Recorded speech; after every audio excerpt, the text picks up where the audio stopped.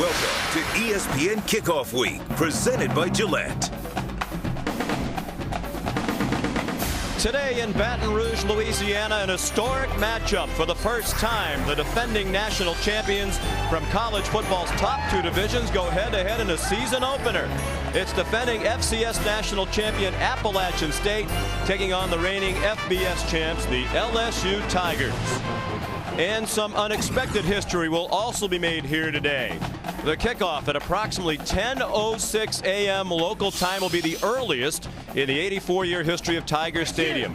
No problem for the rabid Tiger fans, many of whom were here well before the crack of dawn this morning. Hello, everybody, and welcome to Baton Rouge. I'm Sean McDonough. With Hurricane Gustav strengthening in the Gulf of Mexico and forecast to make landfall perhaps along the Louisiana coast as early as Monday night or Tuesday morning, yesterday LSU and state officials made the decision to move the kickoff of today's game up 6 hours from 4 p.m. local time to 10 a.m. And nearly 3 years to the day after the destruction brought by Hurricane Katrina, certainly the decision to move the start time of a football game seems like a very minor inconvenience. They want to get these fans in and out of the stadium as quickly as possible with the probability of evacuations here later today. Let's head down on the field now as the defending national champion LSU Tigers take the field, led by Les Miles.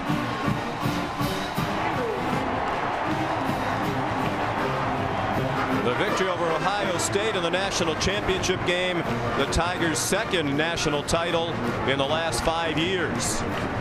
And even with the early start time, Tiger Stadium almost filled to capacity. They really don't know what impact that today's start time move will have on the size of the crowd. I'm joined, as always, by Chris Spielman. Great to be with you for another season, my friend. Let's do it. LSU with dreams of another national championship, perhaps. They lost a lot of key stars, but they have 12 starters returning. The big question mark for them in the preseason has been at quarterback. Yeah, and it started with the departure of Ryan Perrilloux, who left for Jacksonville State. And you have two guys, Andrew Hatch and Jarrett Lee, that are going for it. Andrew Hatch is a big guy at 225 pounds. Looking into his eyes yesterday, a very confident young man. The other guy, Jarrett Lee, didn't get as many reps as Andrew Hatch because of back spasms. Andrew Hatch will be the starter, and Sean, this is basically a 3-game tryout for these two guys that get to be the starter for the Southeast Conference season. And while they have a question mark at the quarterback position, that is certainly not the case at Appalachian State. They have won 3 national championships in a row, the last 2 directed by Armani Edwards, one of the best players in the country. Well, last year you and I had a chance to do the FCS semi-playoff game against Richmond, and it was the single greatest performance that I witnessed with my football eyes. Over 495 total yards. He can do it with his feet. He can do it with his arm. The thing is, Sean, he's about $185, but I'm telling you, he plays like he's 225, and he shies away from nobody. Now, I don't know if he's been hit like the LSU defenders are going to hit him, but a great football player, maybe a Heisman candidate. 2-time All-American. He's the preseason favorite to win the Walter Payton Award for the best player in the country in the FCS subdivision. Today, the quest for a national title begins anew for these two teams. Chancellor Kenneth Peacock of Appalachian State proudly displays the trophy as these teams hope for another season full of highlights.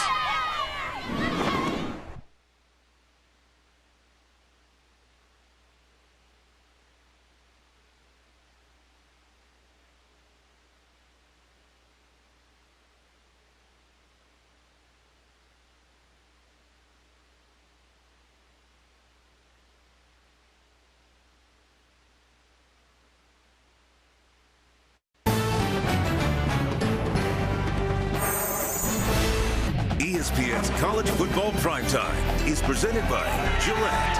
Look, feel, and be your best with Gillette's full lineup of men's grooming products. Visit Gillette.com to learn more. And in part by Aflac. Ask about it at work.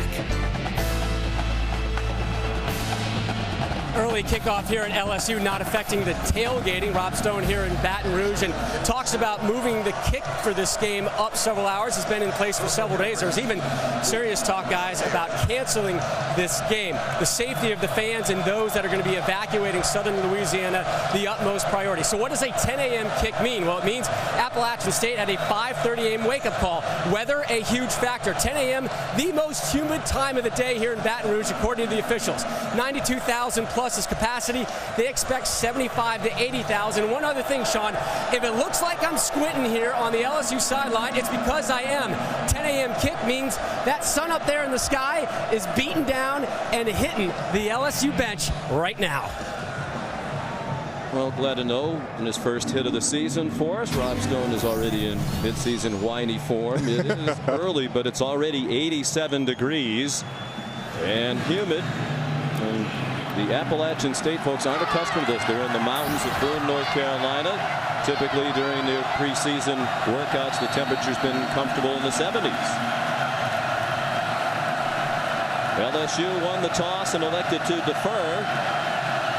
So Appalachian State will receive the kickoff from Josh Jasper. And it comes down to Coco Hillary, and he gets throttled at the 22-yard line. Absolutely lit up by Ryan Baker after an 8-yard return. Well, this is what you need if you're LSU. You want to get started and get started fast and wake up this crowd. What better way to wake them up with a shot across the bow? That's how you set the tempo and tone. Special teams, the edge, always in college football. It's a true freshman, Baker, making his first play at the Tiger Stadium. So here's Armani Edwards, the junior from Greenwood, South Carolina. Great dual threat, running and throwing. And it's a spread option attack, and they open with 5 wide receivers and no backs. And his first throw is right on target for a first down across the 40 to Coco Hillary. Dexter Jackson drafted by the Tampa Bay Buccaneers after last year, so Hillary will become the main target for Armonte Edwards. 22-2 his career record, and 2 national championships. Rushed for 1,727 yards last year and threw for just under 1,000, and he missed 4.5 games with a shoulder injury. Yeah, and I promise you this, Sean, that the coaches of LSU on the defensive side have great respect for Armani and what he does. Now they try the middle with Devin Moore. He goes out near the 50, tackled by Jai Eugene. Edwards, of course, the main impact player for Appalachian State, but Devin Moore takes over at running back. He was an understudy to Kevin Richardson last year. He's their all-time leading rusher. Hillary should be the primary threat among the receivers. He had a great preseason camp. And Jonathan Bishke right now is going to have his greatest challenge as a college football player, going against preseason All-American Tyson Jackson. LSU features one of the best defensive lines in the country. In fact, there have already been comparisons in some of the preseason media to some of the best defensive lines of all time. Yeah, I'm watching them practice the other day. It's amazing. Those 4 guys go out. 4 clones come in. It looks like the stormtroopers from the Star Wars movies. They all look the same, move the same, relatively the same size. Tremendous depth. Of course, they lost Glenn Dorsey, the number 5 pick of the NFL draft, by the Kansas City Chiefs, but they believe it is a deeper, more experienced, perhaps even more talented unit this year. Trying to stop Appalachian State on 2nd down and 6.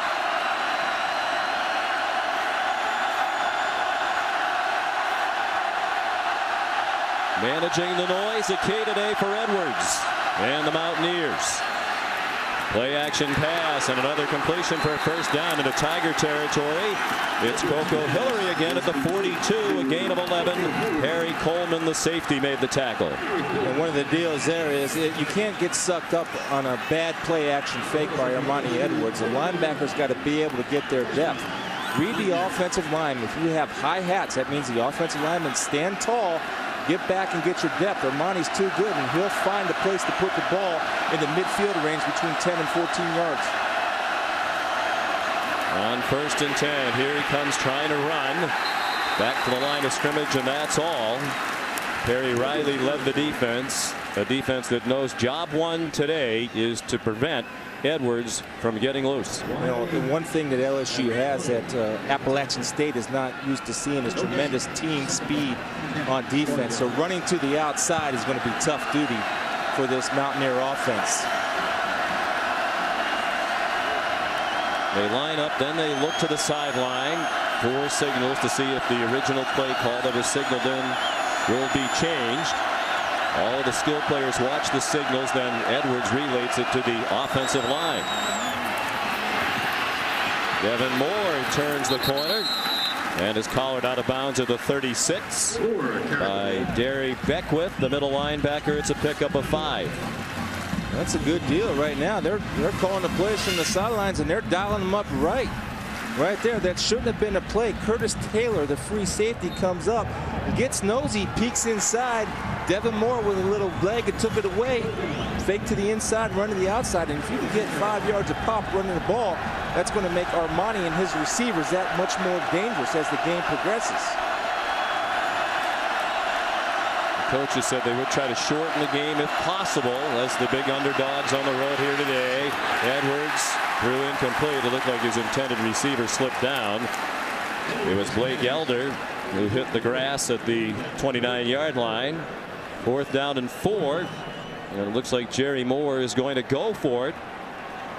Well, I like the call, Sean, but I would, if I'm LSU right away, I alert the hard count to try to draw them off sides. But again, why not? You have nothing to lose if you're Appalachian State. Of course, they opened the season in stunning fashion last year when they went to Ann Arbor, Michigan and beat the Wolverines. First time an FCS team had ever defeated a ranked FBS team. And they do it 2 years in a row. Edwards pass incomplete. He got drilled as he unloaded the football. Tremaine Johnson came untouched and forced the quick throw, and the Mountaineers turn it over on downs. One of the things, if you're Armani Edwards, you like the matchup that you have in Coco Hillary one-on-one who beats the safety. But if you have a breakdown in the offensive line, it's tough to throw the football with 6'2", 280 coming in your face. That's a missed opportunity right there. Mark that one down. Well, they turn it over. Perhaps they gained some confidence. They did move the ball crisply. Picked up first downs, 2 of them on their first possession. So now it's LSU with Andrew Hatch at quarterback, making his first career start. Charles Scott into the secondary. Can they catch him? Yes, inside the 10-yard line. Dominic McDuffie saved the touchdown.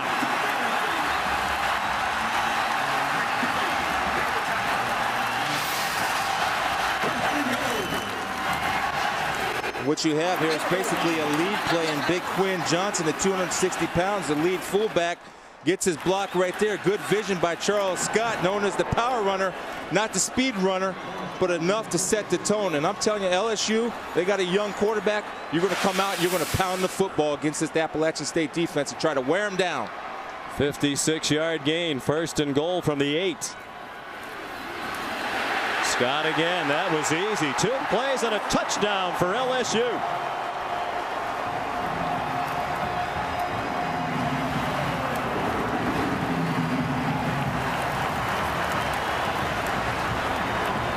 They wouldn't have got him, Sean, if it was flag football. And again, Gary Croton, the offensive coordinator, raved about Quinn Johnson. Quinn Johnson goes in there, blows up the linebacker. Charles Scott just makes one move, and you're on the board in a hurry. It's Josh Jasper to kick the extra point. It is good, and LSU is first on the board. Charles Scott, the junior, with an 8-yard run.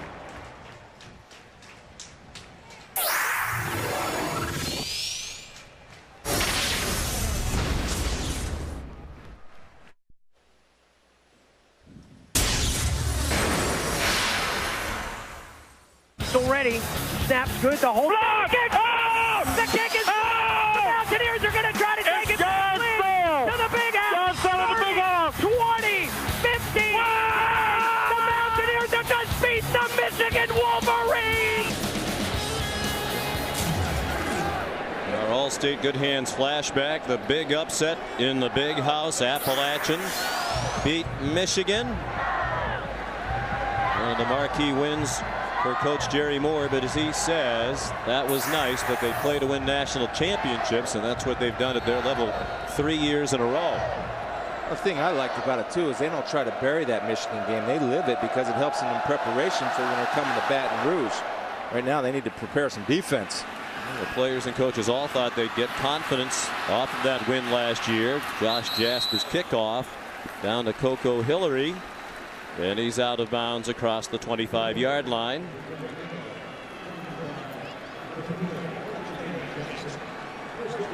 Stephen Ridley made the tackle, so here comes Armani Edwards.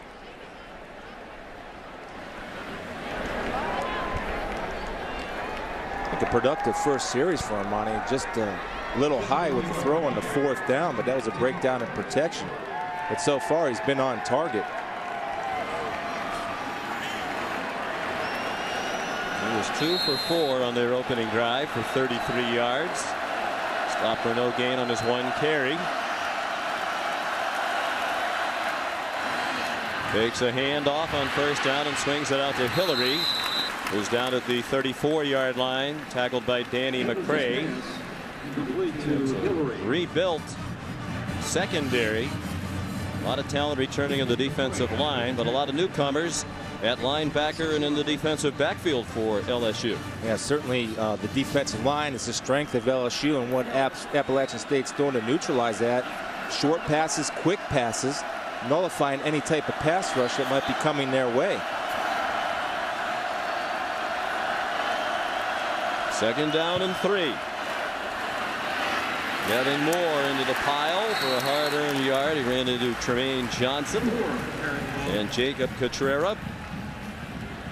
Al Woods also in on the stop on Moore, emerging as the starting running back as a junior.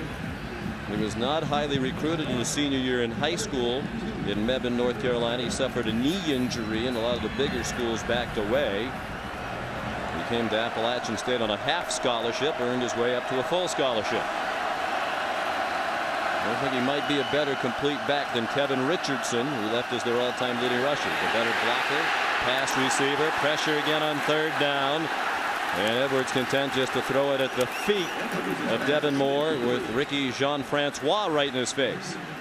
Well, I'll tell you, it helps to have seniority on your defensive line. Tremaine Johnson right there, understanding reading screen, pulls off his pass rush. They have the blitz coming from the top side, and that comes with experience and recognition. Good pressure, don't quit on the quarterback.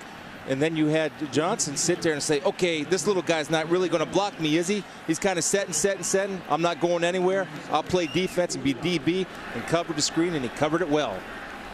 Neil Young into punt, their 3rd year starting punter, transfer from Division II Wingate College. We have a new long snapper, Wilson Fitchett. So a bit of an interesting punt formation here for Appalachian State. Big splits to either side of the center. Now, we talked to Coach Miles last night, and he was certainly aware of the 195-pound true freshman. So we're going to see what they have on this first punt for the Mountaineers, and see if LSU tries to challenge them. Put a little nerve in him.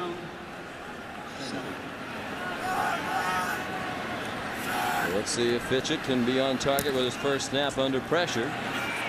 It was a good snap and a good punt by Young. Chad Jones across the 40 and out of bounds at the 44-yard line. 47-yard punt, 21 on the return. Once again, here's Rob. Sean, LSU starting place kicker Colt David was not out there for that point after attempt. I went up to him and asked him why. He said turf toe on his plant foot. He is only the emergency kicker today for LSU. Set the record in the SEC last year for points with 147, one of the best field goal kickers in the country. Hopefully it's just a minor setback with a long season still to be played. So first down for LSU, leading 7-0. They've run 3 plays, and Charles Scott has carried the ball on all 3, that time for a gain of 3. Jock Roman Mark Legree made the tackle. Andrew Hatch, the sophomore, making his first career start. He got into one game as a backup last year against Middle Tennessee and threw 2 passes. backing up Matt Flynn, who's now in the NFL with the Green Bay Packers. Hatch has had a very interesting trail to get to this point, which we'll tell you about as we go. There's plenty of time to throw his first pass as a starter, and it's good for a first down to Richard Dixon, the tight end, to the Appalachian State 45-yard line. Impact players for LSU, Trendon Holiday, one of the fastest men in the country, not just fastest football players, fastest men. He did not make the Olympic team as a sprinter. Demetrius Byrd will be their big play threat at wide receiver, and just plain big, Herman Johnson. Herman the House Johnson reminds me of Harold House Ballard that played for the Bills and Seahawks. 6'7", 375. Scott again, chopped down this time for no gain. Jock Roman up on the line of scrimmage to help Malcolm Bennett with the tackle. Right side. It's a nice adjustment by John Wiley, the defensive coordinator of the Mountaineers. Look, Andrew Hatch is a first-time quarterback. If I'm John Wiley, what I want to do is come in and say, okay, Andrew, you're going to beat me, but if you're going to beat me, you're going to beat me throwing the football. So Appalachian State's committing 8 and 9 men up to that line of scrimmage or within that box to take away any type of running game. It didn't work the first series. A little better defending the run this second series. On 2nd and 10, a 4-man rush from the Mountaineers and a deep throw by Hatch. Contact in the secondary.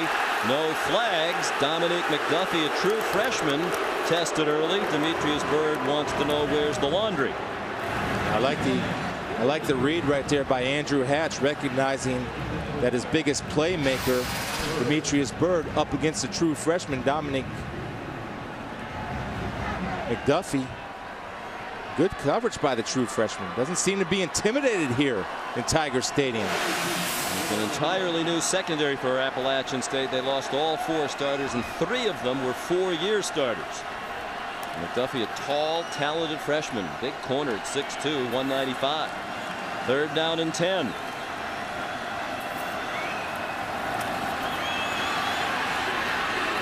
Hatch is a good runner. He won't get the first down, but he gets it close enough to prompt a decision from Les Miles, and they might not have to go for it now as there are late flags thrown for some pushing and shoving away from where the tackle was made. 7-yard gain on the run. Matt Austin is our referee today. Interesting defense.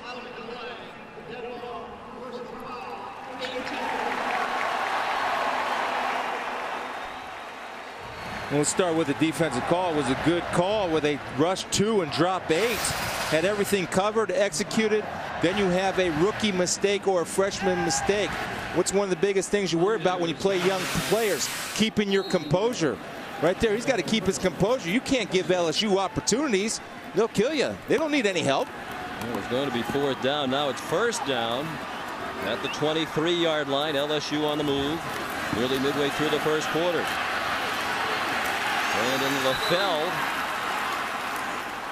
to the 21-yard line. Gary Moore, the head coach at Appalachian State, talked during the week about the importance of staying away from penalties, something they did very well in that upset win at Michigan last year. They used only 27 players on offense and defense in that game. If you think about it, that's only 5 substitutes. And that's going to be hard to do here today in this incredible heat and humidity. Well, they feel they have a little bit more depth, at least on the defensive side of the ball, where they'll play about 7 or 8 D linemen, which should help them. Pistol. Yeah, Hatch hands it off to Charles Scott. And he powers near another first down. They lost their leading rusher, Jacob Hester, to the NFL in the San Diego Chargers, so it is likely to be running back by committee. They had about 4 candidates in the preseason who could emerge as the #1 rusher. Here on opening day, it's Charles Scott, who's more of the bull. It looks like they took a visit to Nevada. Chris Ault put in the pistol right there, basically an I formation. And the idea of that is to get the tailback the ball at 7 yards so he can read his blockers. Coach Ault being the innovator and starting to get copied. That's the greatest compliment a coach can have when you start imitating you. We've seen a number of teams last year incorporate the pistol into their offense. LSU brings it out here early. 3rd down and inches, and it's Scott again, 1st down. Banged down just shy of the 10-yard line by Jock Roman, their leading returning tackler. And another flag at the end of the play. John Wiley was anxious to see Jock Roman play on this stage. Did a good job avoiding the house, pulling around, making a good tackle.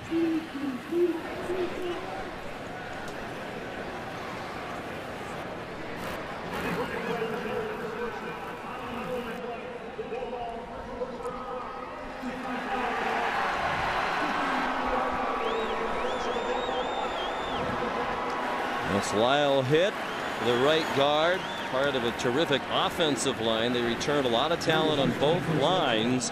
They have 4 starting offensive linemen back from their national championship team of last year, including Hitt. The only new starter is the right tackle Joseph Barksdale. They overcame all those penalties last year to go 12-2 and win the BCS national championship. Their second in 5 years. They're the first school to win more than one BCS national championship. Hatch with an option look and the pitch to Scott. And he delivers the blow to the defense and goes down to the 17. He said hello to Pierre Banks, returning starter, as well as Mark Legree, for an 8-yard gain. Hey, Sean, one of the things you want to be as a defender, you want to be the hitter, not the hittee. And if you're a defensive back, you need to come up and wrap your arms. Mark Legree came up. He had a good shot on him. But again, we see this in college football all over the place, and it drives me insane when a young man doesn't wrap his arms. He does the old 1920 roadblock tackle style. Bring your arms, buddy, and protect yourself, because you're going to get a shot no matter what. And right there, Scott delivered the blow. And Mark Legree, one of those new starters in the secondary.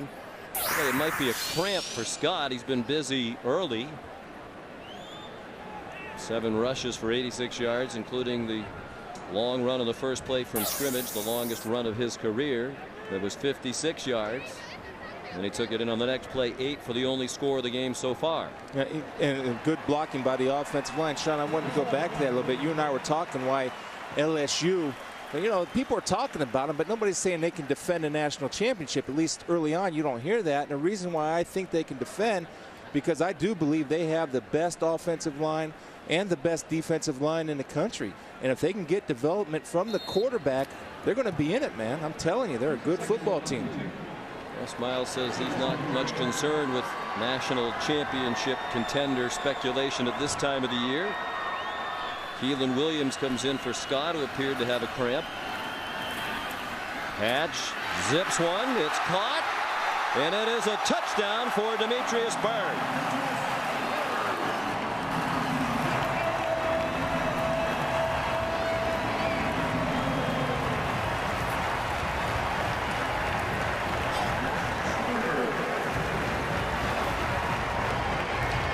Biggest difference from high school to college as a defensive back is angles. Right there, McDuffie came on the poor angle. Demetrius Byrd, the veteran, getting the spin move, and it's out. Josh Jasper kicks the extra point. 17-yard touchdown pass. Hatch, the first of his career, to Demetrius Byrd, who caught 7 touchdown passes a year ago.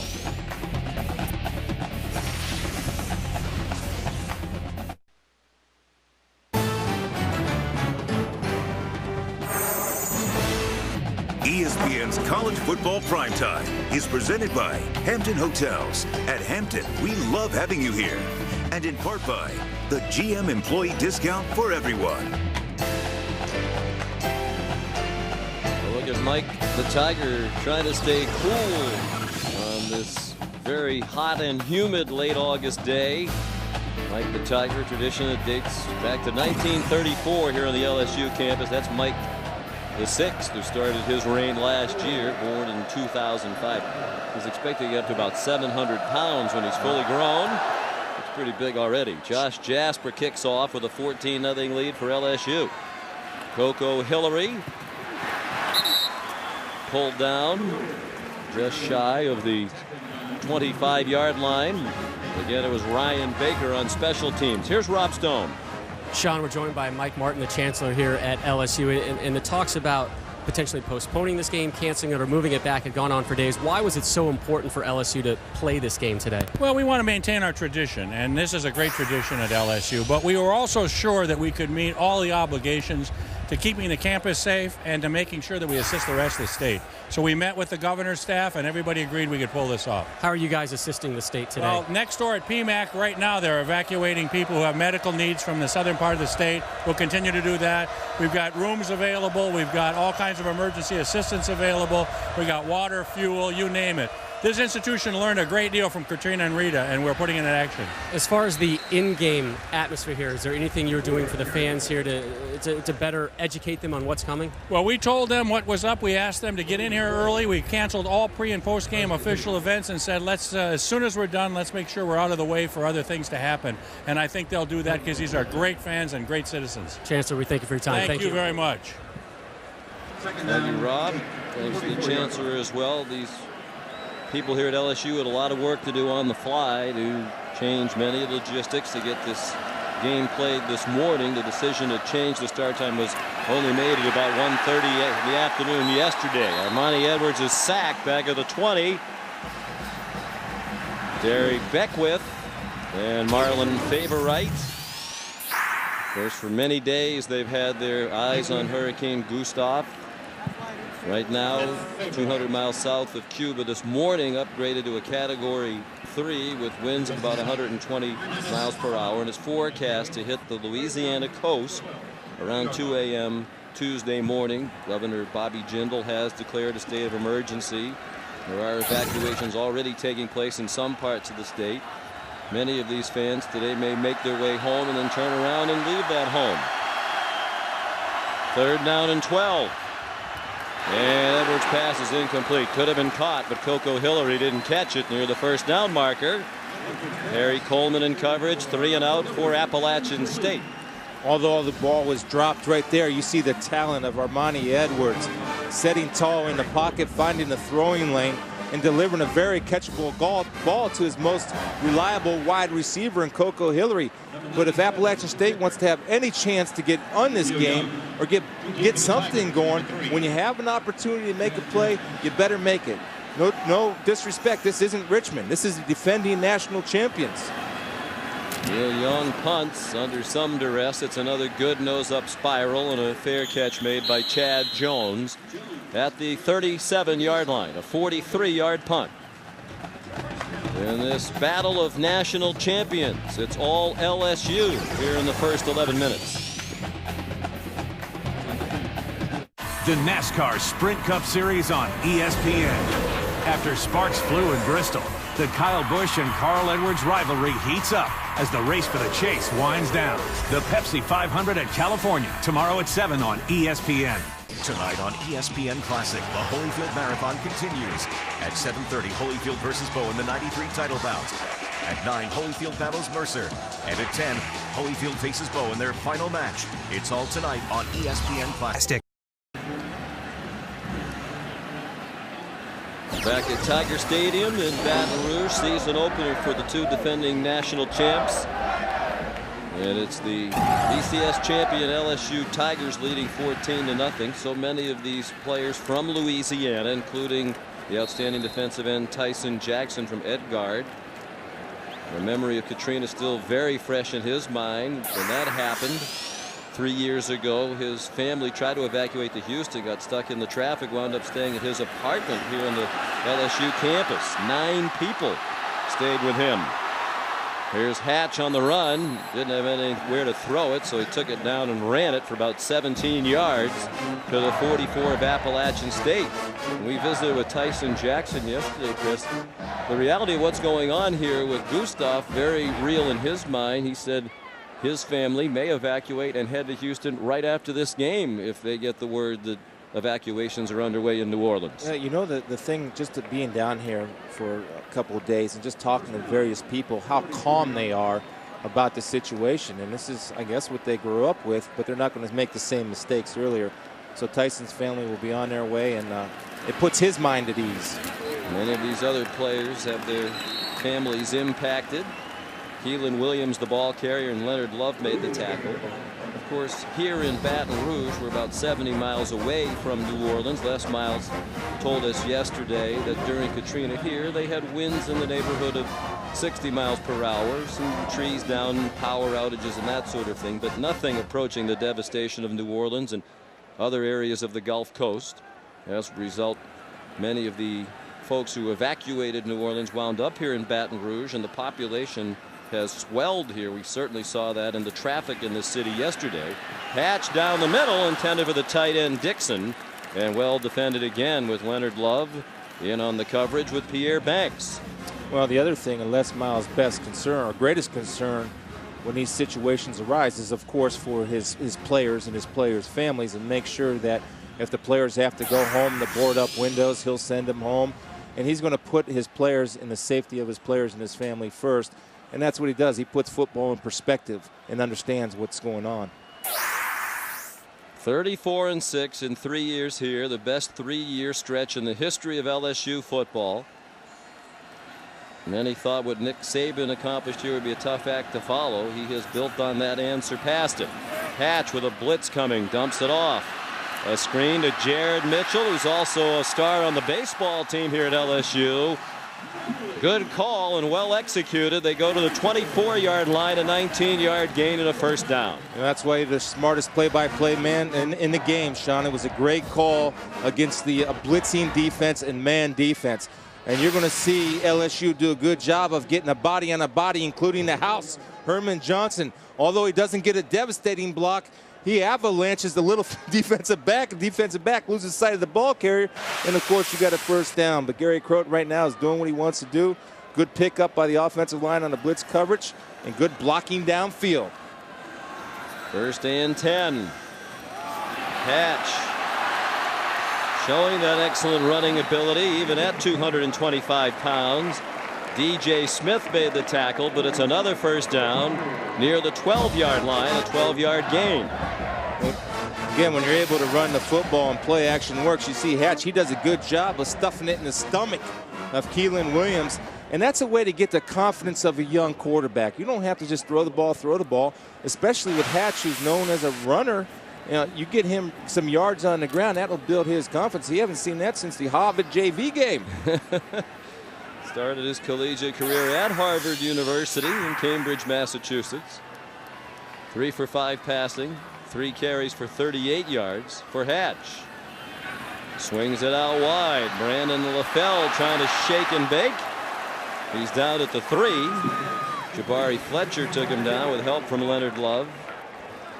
Hatch went to high school in Henderson, Nevada. He grew up in the San Diego area. He's a Mormon young man recruited to go to BYU by Gary Croton, who was then the head coach at BYU, now the offensive coordinator at LSU. Committed to BYU, then Gary Croton left, so Hatch took advantage of the opportunity to go to Harvard, was on the JV team for 1 year, then went on a Mormon mission to Chile, hurt his knee playing soccer about 7 months into his mission, returned home to Nevada, and wound up here with Coach Croton at LSU. And now he's the starting quarterback for the defending national champs.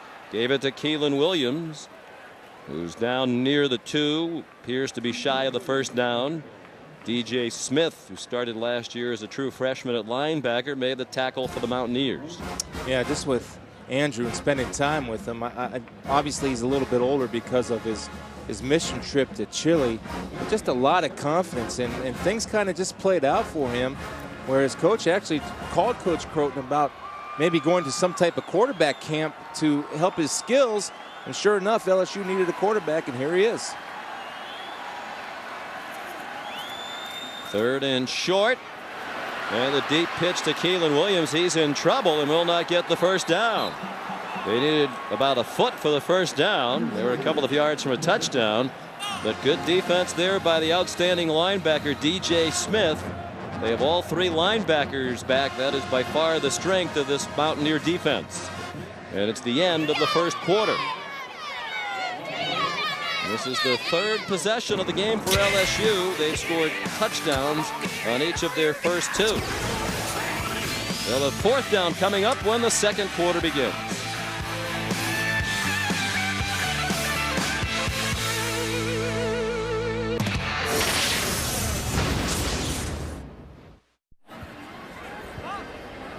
LSU leads 14-0. The second quarter about to begin here in Baton Rouge with 4th down and a long one at the 3-yard line. Les Miles decided to send Josh Jasper on to try the first field goal of his career.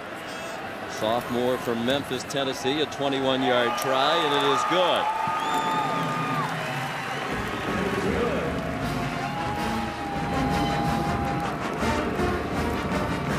So it's 17-0 in favor of the LSU Tigers in this head-to-head matchup of defending national champions. ESPN Kickoff Week presented by Gillette continues on ABC tonight. Alabama and Clemson, perhaps the marquee matchup of this kickoff weekend. Some of you will see Michigan State against California. The Chick-fil-A college kickoff game, a part of ESPN Kickoff Week presented by Gillette. ABC tonight, 8 p.m. Eastern Time. Check the local listings for the game in your area. Clemson, again, a very talented team. Most believe the best in the ACC. Some billing them as a contender for the national championship, but it seems like every year they can't win the big one. They're starting with a big one tonight. Well, I think it helps them too, and right there, that's a good way to start with that dynamic duo. C.J. Spiller and James Davis, inside and outside, both of them with great speed. But I don't know. People don't often mention Wake Forest, Sean. I like Wake Forest. They're always solid and well-coached team by Jim Grove down there. We'll see. The ACC is going to be good football this year. Jasper to kick off. Just tuning in, Colt David, one of the best field goal kickers in the country with turf toe.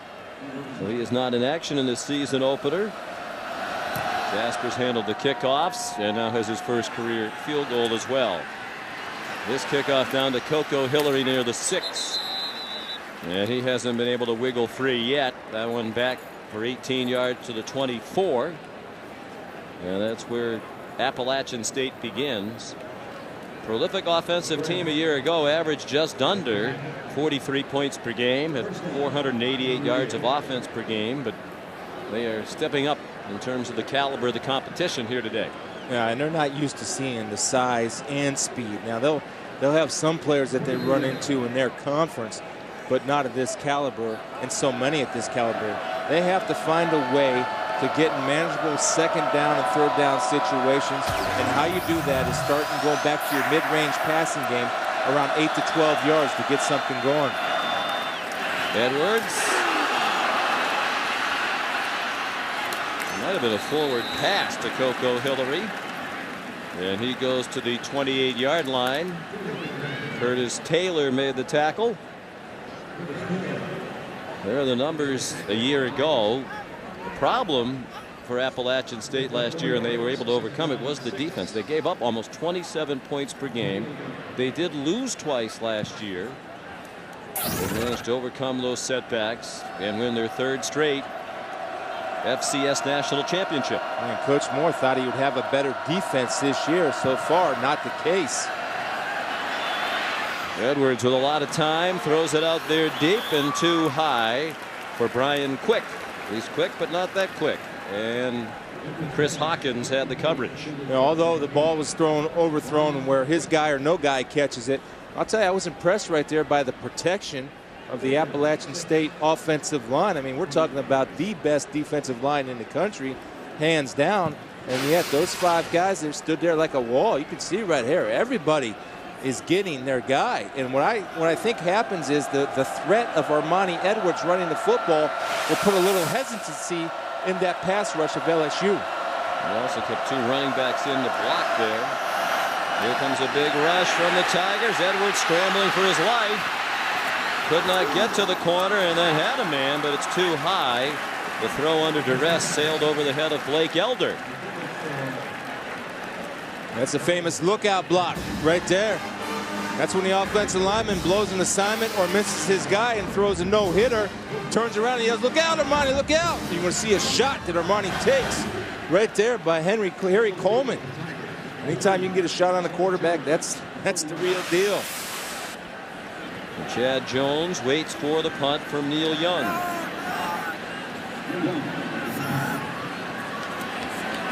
Early stages of the second quarter, 17-0 LSU. Jones caught it on the move to the 33, made the first 2 miss. And takes it out near the 50-yard line. 18-yard return of a 40-yard punt.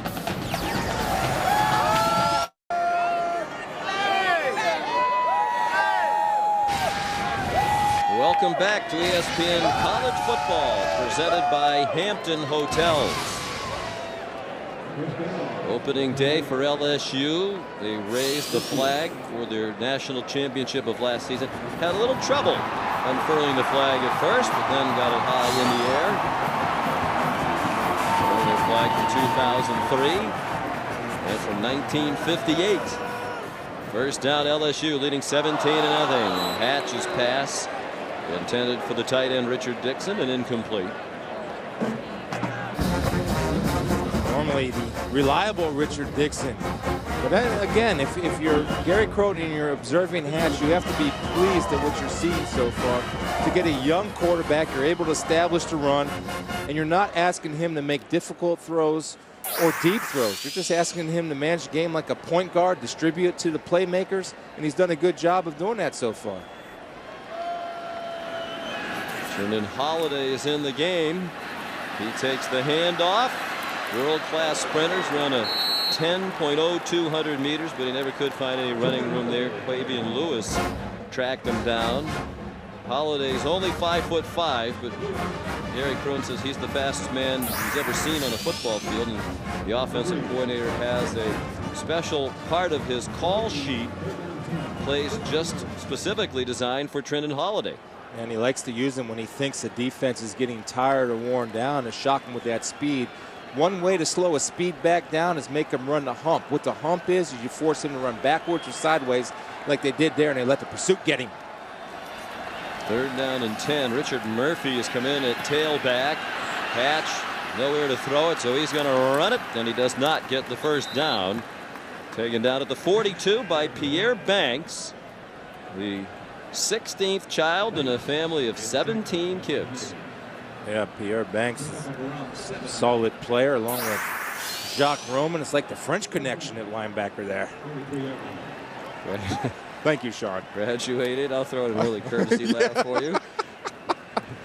Pierre's already graduated, as you saw. Did that in 3 years. He's been working toward a master's. It'll be the first punt in his career for Brady Dalfrey, who's been patiently waiting. He's a fifth-year senior. This is his first career punt. He hasn't punted in a real game since high school in 2003. And it's a good one. Out of bounds at the 10-yard line. Well, he's well rested. 32-yard punt. Here's Rob Stone.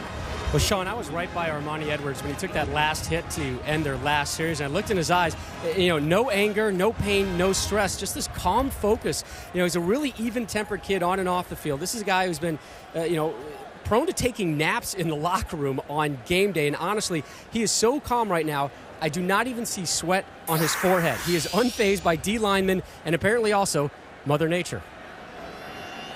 He is slightly fazed by plane rides. The trip down here was just the second time in his life that he's taken an airplane trip.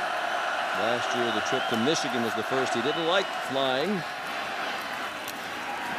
Devin Moore, the ball carrier, and gets about a yard. He said last year on the flight to Michigan, he looked out the window, looked down at Knoxville, Tennessee, saw the football stadium, Mammoth Stadium, but it looked tiny from the air. He said he realized how high we are. This year he got an aisle seat, so he didn't want to look out the window on the trip down here. The freshman, he ran for over 1,000 and passed for more than 2,000, just the sixth quarterback to do that. He would have been there again last year, except for the injury that cost him 4.5 games. Nice throw and a juggling catch made by Brian Quick. Looked like it was going to wind up on the grass, but he fielded his own bobble and got a first down out to the 21-yard line. Talking to Armani yesterday, I asked him, who do you look to? Who's your favorite quarterback? And he interesting, he said Peyton Manning. I thought because Peyton, he throws a great ball.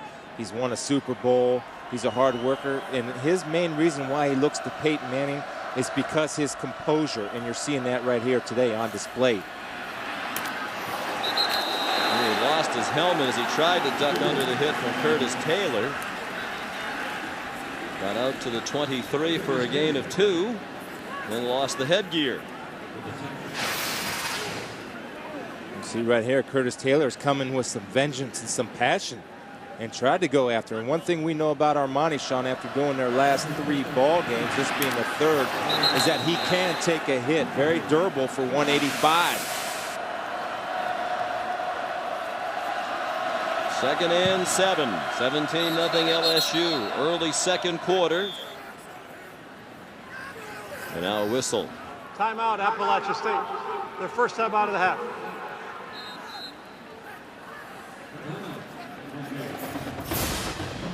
So we'll take a break. Armani Edwards and Appalachian State trying to get the offense started.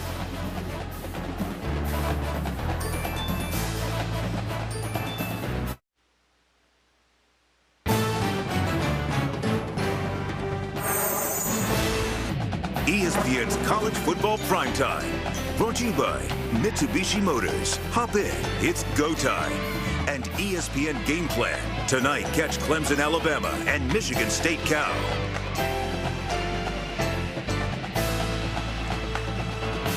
Sean McDonough, Chris Spielman, Rob Stone, delighted to have you with us on ESPN Classic today. ESPN College Football presented by Hampton Hotels. On 2nd down, here's Devin Radford with his first carry as a Mountaineer. He's a transfer with great speed out of Virginia Tech. And he was pulled down by Curtis Taylor at the 26 for a pickup of 4 and 1 carry, and he limps off. You see right there, Curtis Taylor, LSU's playing their dime defense, and that allows Curtis Taylor to come up and play the linebacker position, which gives him a little bit more speed. And right there, it was on display as he chases down the speeding Radford.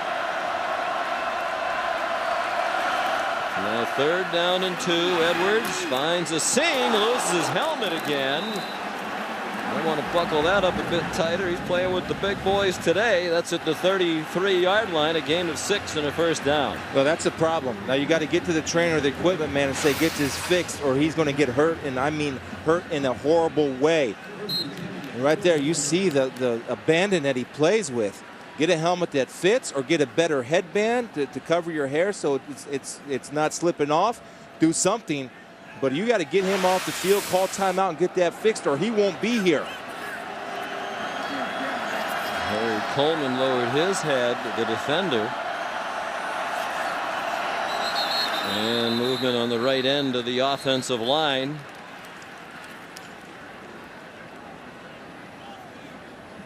Like Ori Fry, who's a reserve who plays a number of positions on the Dead line, ball, moved early. False start. 64 offense. 5-yard penalty.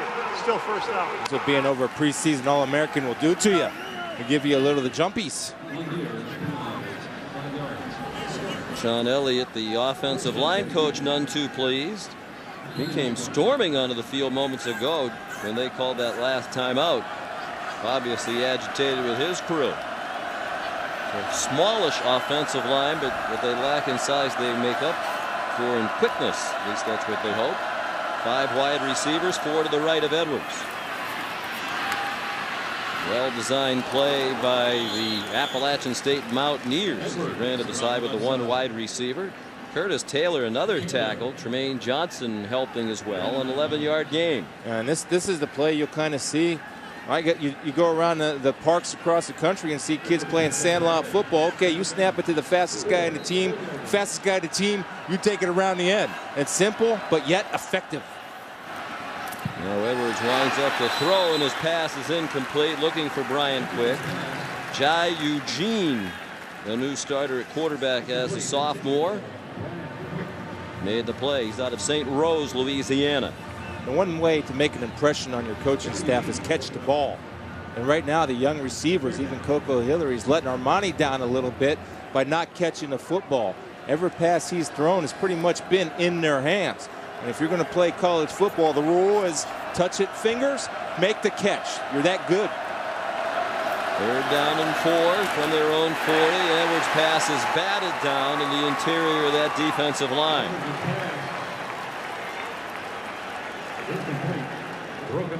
Ricky Jean-Francois knocked it out of the air. Here's Rob Stone. Sean, Les Miles told me pregame to expect backup quarterback Jarrett Lee sometime in the first quarter, maybe the second quarter. Guess what time it is? Time for Jarrett Lee. Andrew Hatch was walking around without his helmet on. That's a big giveaway that he's not going to be going in. I asked Jarrett, and he said, yep, I'm up next. I know they're anxious to see both guys play. They actually would like to see even true freshman Jordan Jefferson get in the ball game. Fourth punt for Neil Young, and a fair catch made by Chad Jones at the 18. 42-yard punt. And here comes Jarrett Lee with some last words of advice from Les Miles. Redshirt freshman out of Brenham, Texas, about an hour north of Houston near College Station.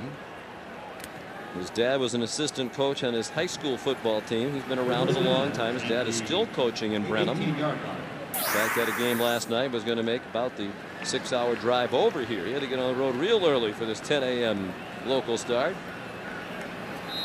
Well, Jarrett put on that freshman 40. He took that literally last year and got up to about 235 pounds. Got in shape. Back down to about 212 now. His first job is to hand it to Charles Scott, who rumbles for a first down to the 30. Pierre Banks made the tackle. Here's Jarrett Lee's dad, Stephen. Need to find out how their team did last night. Yeah. They were great high school football in the state of Texas. Be interesting to compare the offenses that they'll run with Andrew Hatch, which is a lot of I-backs, and right now they're starting Jarrett Lee in the shotgun check with me system as he looks to the sidelines. If the questions at running back, they might be answered here in the first game. Scott has 98 yards rushing in the first half. Lee on target to Richard Dixon, who leaps over a would-be tackler and goes to the 49 for a first down. He's on the Mackey Award watch list as the best tight end in the country. And that's a highlight play to put on his reel. He went right over Leonard Love. It was not Love who was in the air. It was Dixon in the air over Love for 19. Well, two things wrong right here. Great athletic ability, but number 22, Love, you're going to get hurt, son. You can't put your eyes in the dirt. Keep your head up and wrap your arms, or you'll get embarrassed or you'll get hurt. Right there, he got embarrassed because he turned it down. And I'm not trying to be mean to the kid, but if you're going to play football, come up and tackle. Scott. You're not showing Leonard any love right there. I just concerned about him because I don't want him to get hurt, Sean. I've been around this game and I've seen it live and in person. When guys duck their heads, they get hurt. And the thing that drives me crazy, and we've talked about this all last year, and we'll talk about it again all this year, is people are poor tacklers, especially in the secondary, because they do not use their arms. And I want them to do well, and I don't want them to get hurt. See what you hit what you see. Jarrett Lee, bothered about a week and a half ago by back spasms that dropped him right to his knees. He said he never really had back problems before. His pass is incomplete, and it'll be third down. And Chris, a lot of questions at the quarterback position. Hatch, Lee, maybe the freshman Jefferson at some point. But in the past, when they've had success here in the recent years, they won national championships with quarterbacks who were really game managers more than they were, eye-popping talents. Yeah, I think the best way to describe it's a point guard, right? What do? Distribute the ball to your playmakers and don't turn it over. Well, that's the same thing with the quarterbacks here at LSU. Distribute the ball to the playmakers. Gosh, no, you have enough of them, and don't turn the ball over. 3rd and 3. Charles Scott, who's over 100 yards here in the half, goes down to the 35-yard line. 10 carries for Scott. He's up to 114 yards.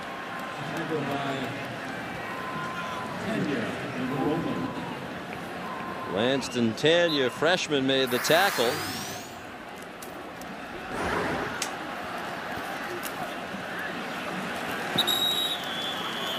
Richard Murphy on the quick screen pass right there, a guy that's dangerous in the open field. I'll talk to Gary Croton about him, Les Miles about him. He's a guy that's just a natural runner and a luxury of the depth of the running back position, whether it's Scott, whether it's Keelan Williams, or of course Richard Murphy. I love the conversation you had with Gary Croton yesterday. He said, "Coach, I watched the game film of the spring game," and he said, "Number 26." Yeah. He knew exactly where you were going. Murphy was so impressive in the spring game, you didn't have to finish your sentence. He knew where you were going. Yeah, I was just checking to make sure that I can still see talent, and right there I see talent. But just a luxury is the depth And again, it's my stormtrooper theory from the Star Wars movies. The guys in the white helmets and shields, man, 50 of them go down. They just keep marching at you. They all look the same. They run the same. The rear ends are the same size on the defensive line. It's a beautiful thing. Illegal substitution on the defense, number 95. 12 men on the field. 5-yard penalty. Still first down. Gordy Witt involved for Sean Wiley when he should not have been. You patented that theory, you trademarked that. Is that your own? I would hate to see somebody steal that one. I put a lot of thought into that. I can tell. You can tell I have kids, right? Just so I don't break out in a Barney tune here in a few minutes. Richard Murphy stays in as the back, adjacent to Jarrett Lee. Lee from Brenham High School in Texas, same school that produced Lima Swede, the outstanding wide receiver at the University of Texas. Man wide open, touchdown, Brandon LaFell.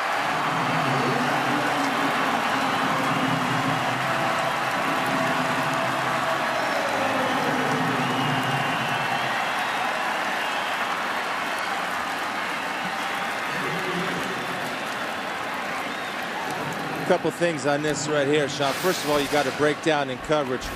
Brandon LaFell up top here, one of these two guys, and what you'll see is that he will not quit on the route as the ball snapped. Just a little out and up from the inside receiver, which is Brandon LaFell. And what I like is Jarrett Lee. When the pressure came, he stepped into the pocket. His eyes didn't go down to run. His eyes stayed down the field to the wide receiver. Good veteran move right there. Just they stayed patient and delivered the touchdown. First touchdown pass of Jarrett Lee's career. It went to the junior, Brandon LaFell, out of Houston, Texas. Back in Baton Rouge in time for our first Aflac trivia question of the season. This is the second time LSU has played the #1 ranked FCS team in the country. They are the Artists, formerly known as Division I AA schools.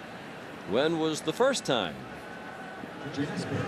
I think I read this in the notes, so I am going to excuse myself from competing. I don't know. Do you have to know when, or do you have to know who? I think it should be when and who. Yeah. We don't phrase the questions. We just try to answer them in our pathetic sort of way. Devin Radford took the bouncing kickoff and took a wallop. If there were any doubts that LSU would be ready to play against an FCS team in an early kickoff that required a much earlier wake-up call than expected, those doubts have been erased very early today. Ron Brooks delivered the hit. Here's a tutorial. Of course, you know what the BCS is, Bowl Championship Series, which LSU won with the win over Ohio State. Second time in 5 years they've won it. FCS is the championship. They play the playoffs like in 1AA. FBS are the schools at the level formerly known as 1A that play in bowl games. That's the B, Football Bowl subdivision. High throw over the head of Coco.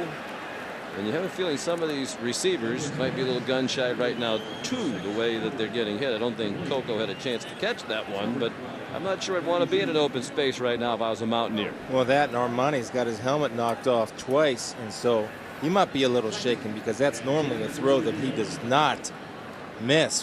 Why he missed it, in my opinion, is his shoulders weren't turned up the field and his shoulders weren't square, so he couldn't deliver the ball. A little anxious to get rid of it.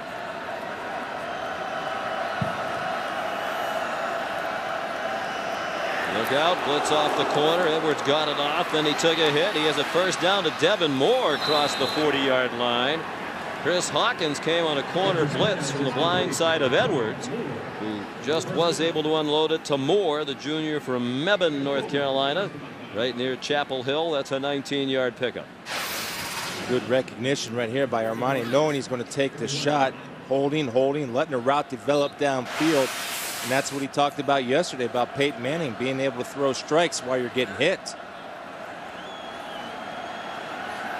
Under 5 minutes to go in the first half now. LSU leads 24-0. They've never lost to a team out of the FCS. Difficulty right off the shotgun snap. Raheem Alem there to take down Armani Edwards. And here's Rob Stone. Well, guys, I can assure you that the safety and the head of Armani Edwards is of the utmost importance to Appalachian State. That entire LSU drive when Armani was on the sideline, they spent every second of it working on his helmet. They're readjusting the snap buttons and also applying some tape to the straps to try and tighten it up for him. Yeah, I mean, those are good hits, but those aren't helmet knockoff hits, man. Those, I mean, they're good hits, but there's something wrong with the helmet. Edwards, nice footwork in the backfield. Another big hit. Coco Hillary leveled. Yeah. They'll give him forward progress to the 45, and that was all the progress he made thanks to Harry Coleman, the junior out of Baldwin, Louisiana. And one thing you notice about LSU is their ability to tackle well. And when we talked to Scott Satterfield, the offensive coordinator, he made a point to say they're great open field tacklers. One of the reasons why is they run through their target. They don't stop at the target or drop to their knees on contact. They try to run and explode the man on contact. And the Appalachian State coaches watched a lot of film, so we appreciate how hard LSU plays. For a team of that talent level, they're always playing hard too. Blake Elder couldn't catch it. Jai Eugene was there. Actually, they did give him the catch, and they'll spot it at the 50. Elder had a very good camp to emerge in the rotation as a sophomore from Duncan, South Carolina. Yeah, he had it. Yeah. Knee down. Good call. 4th down, less than a yard. Appalachian State's going to go for it down 24-0. Under 3 minutes to go in the half. The pitch to Moore, a bad one, and Moore falls on it, but he doesn't have the first down yardage. And the Tigers will take over on downs with 2:49 remaining in the first half. It looks like the spacing between the running back and the quarterback too close together. Not enough of an angle to make the pitch to allow the running back to catch it in stride. It's almost like a side-to-side pitch. Although I thought the pitch could have been caught by Devin Moore, still the spacing is incorrect. In my opinion, if you're going to run the option, you have to have proper spacing and proper width between quarterback and running back to execute the option.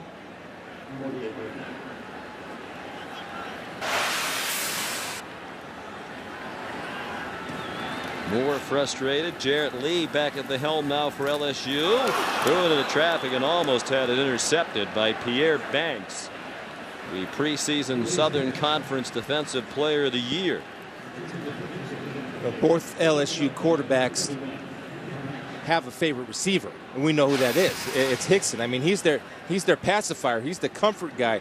And that's why Pierre Banks got such a great break on the ball, because Jarrett Lee looked nowhere else. He was going to Hickson no matter what.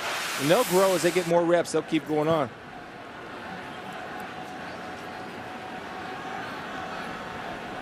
Second and 10. Richard Dixon, excuse me.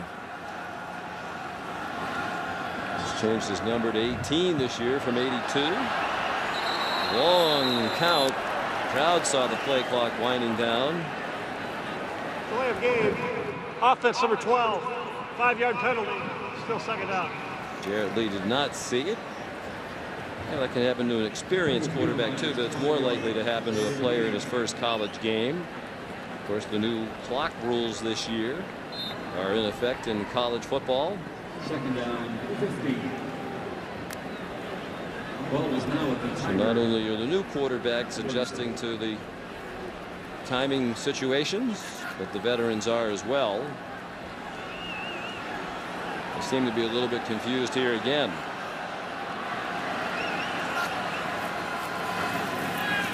Swing pass on 2nd and 15.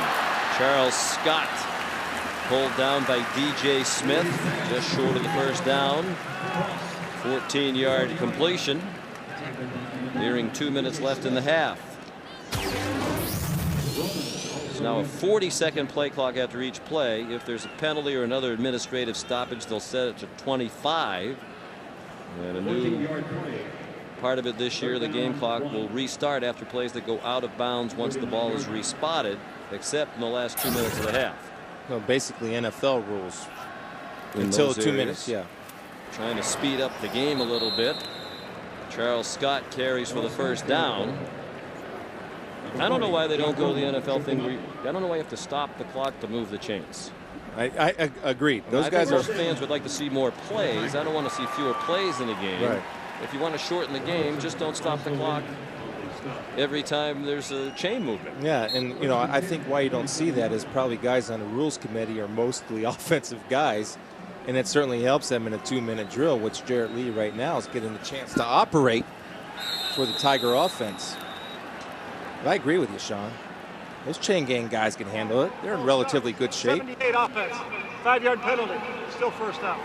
Joseph Barksdale, the only new starter in the offensive line, guilty of the movement. And then if there's a problem, and if there's a time or two where the chains aren't moving fast enough, stop it momentarily, let them set it. But this whole notion of the clock stopping to move the chains.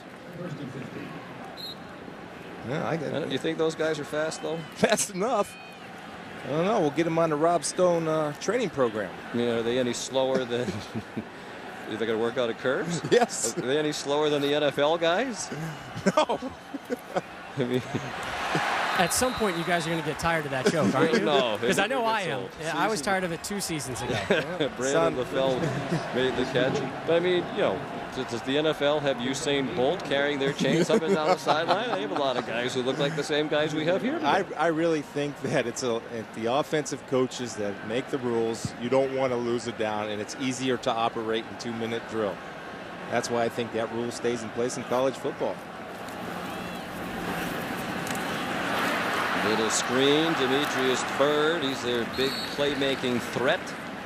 Well, we'll give you a little hint on the Affleck trivia question. LSU today playing their 5th FCS team all time. They've never lost, 4-0. Well, I think we're going to give you the answer if I can give you a clue. They've played the Citadel, Western Illinois, Appalachian State, and Western Carolina. So what's the answer? Western Illinois. Good for you. You beat it just before it came up on the screen. They were #1 when LSU beat them back in 2003. Of course, Appalachian State came here in 2005 and gave the Tigers quite a game early in the year. Pass too high for Richard Dixon. They lost 24-0 to the Mountaineers, but it was 14-0 in the middle of the 4th quarter. Jerry Moore's team was on the move in that game. Not so close so far today. Now, just up front, the difference has been the offensive and defensive lines for LSU pretty much dominating the line of scrimmage. Appalachian State's history against FBS teams. A notable win. They've won 7 times all time against teams from what was once known as Division 1A. The other 6 wins are against Wake Forest. Andrew Hatch has come back in for the short yardage play. They get the first down. They get the touchdown from Charles Scott, who's had a tremendous first half.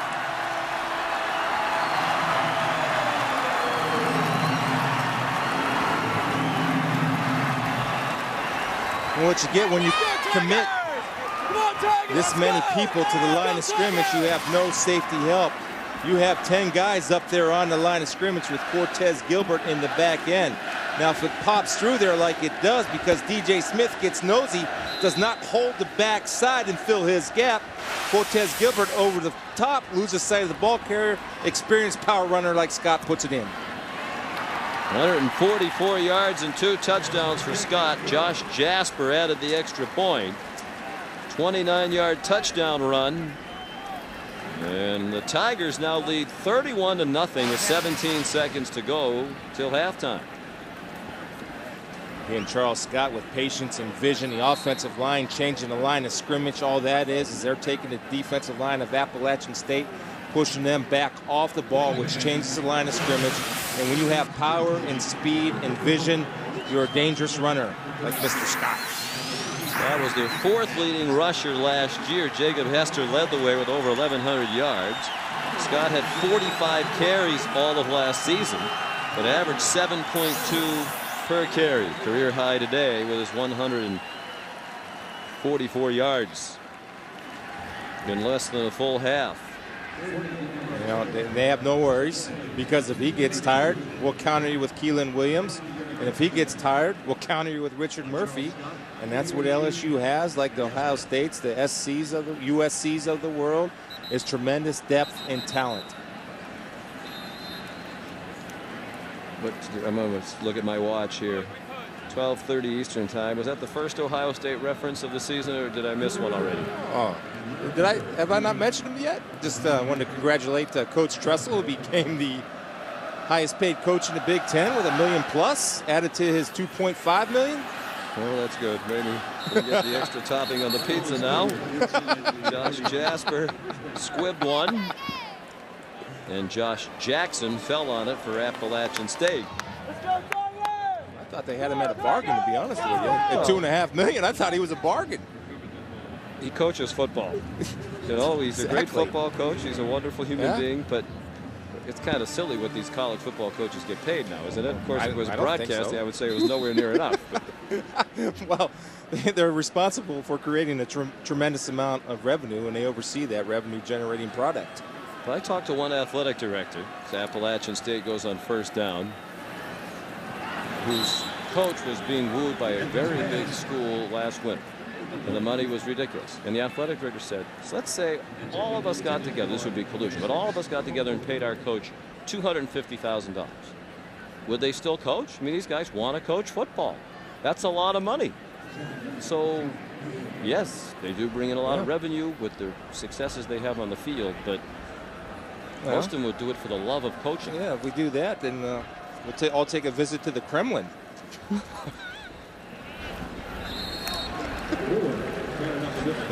Hard to believe you didn't get the call to be the vice president on the ticket. Devin Moore, the ball carrier. Gary Beckwith made the tackle. Charles Scott, the star of the first half from the very first play from scrimmage of the season. That started a career best half, 144 yards, 2 touchdowns. Here's Rob. Coach Miles, you just had a conversation with your offensive coordinator. What were you telling him?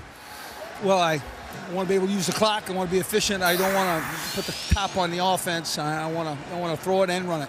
How do you and your staff address your quarterbacks at halftime? We're doing the same things we did in the first half. We're going to run the football, throw the football. We're going to use them both. You're looking for a starting running back. Charles Scott has made a nice impression in the first half. How do you assess his performance through the first half? Well, as long as we're running the football effectively, and Charles certainly provides us with a very capable, fast, big back. But I think some other guys will get chances in this game. What have you guys done to limit Armani Edwards? Right now, our defense is playing with great intensity. That's the key. I mean, you know, some of the hits that their quarterback has sustained just let you know our guys are flying to the ball, and that's the way it's supposed to be. Coach, we appreciate your time. Thank you. All right, Rob, thank you. We're at halftime. The score is LSU 31 and Appalachian State nothing. Coming up after a break, Reese Davis, Mark May, and Lou Holtz talk about all of today's game action.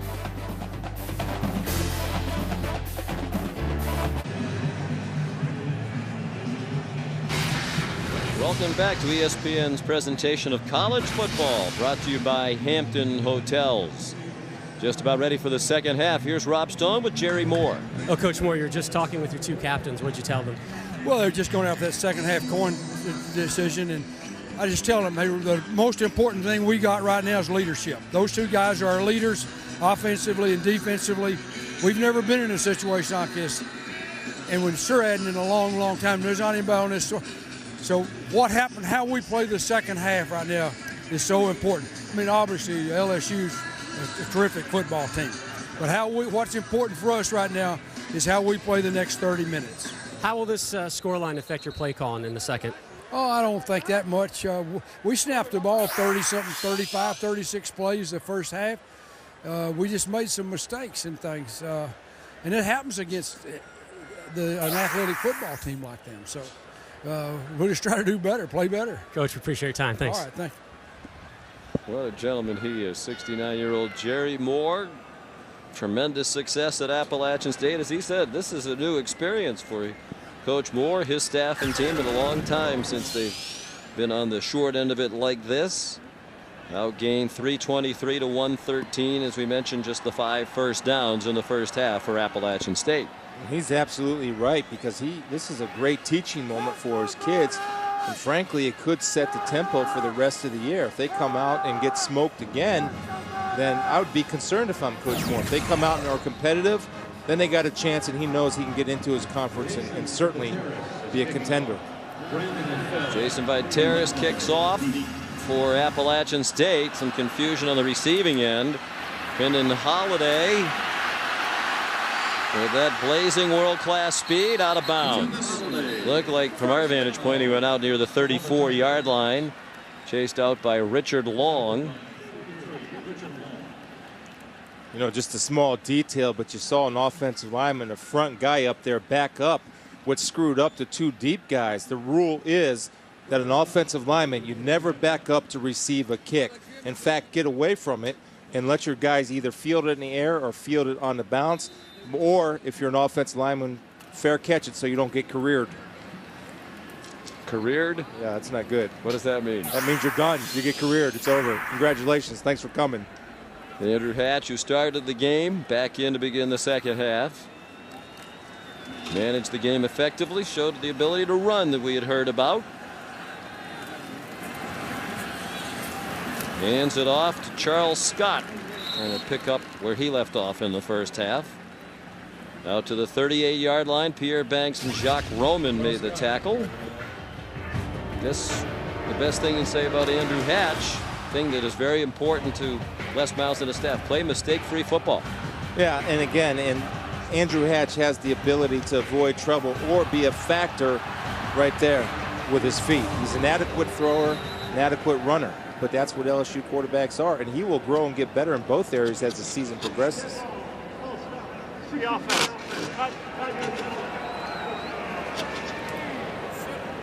Ryan Miller, guilty of the early movement. He's a key backup who could play anywhere along that offensive line. Senior from Lake Charles, Louisiana. Andrew Hatch admitted when he came back from his Mormon mission, thought he was going back to Harvard. It was very difficult to make the decision not to return to Harvard. Very few people have the opportunity to go to one of the premier academic institutions in the world, in the greatest city in America. Hatch steps up and gets pulled down right near the line of scrimmage by Malcolm Bennett. But he's a competitor. The opportunity to play football here at the highest level was too good to pass up. Yeah, and I certainly understand that, and I understand the Harvard issue also. But right there, one thing he's got to improve on is I think he's a little bit hesitant in making a tough throw. He had Bird open. He just had to throw him open, and that will come, again, the more reps he gets at game speed, the more confident he becomes in his arm and his receivers. Hatch a little bit behind his intended target, Demetrius Byrd. Dominic McDuffie had the coverage. And a lackluster first possession here of the second half for LSU. They will punt. And Byrd showing a little bit of frustration because Hatch had a shot to give Dominic a chance to run for the first down. And that's where the timing thing comes in, Sean, is game speed. Byrd might have been running a little bit faster than he does in practice, thus throwing the throw behind on a slant, which is not a good thing. Brady Dalfrey will punt to B.J. Frazier. And that really is the key. You know, the coaches have liked what they've seen from these quarterbacks in workouts, but it's an entirely different thing at game speed. And Dalfrey, with a second punt of his career, shanks this one after the first one was good in the coffin corner. That's just a 14-yarder.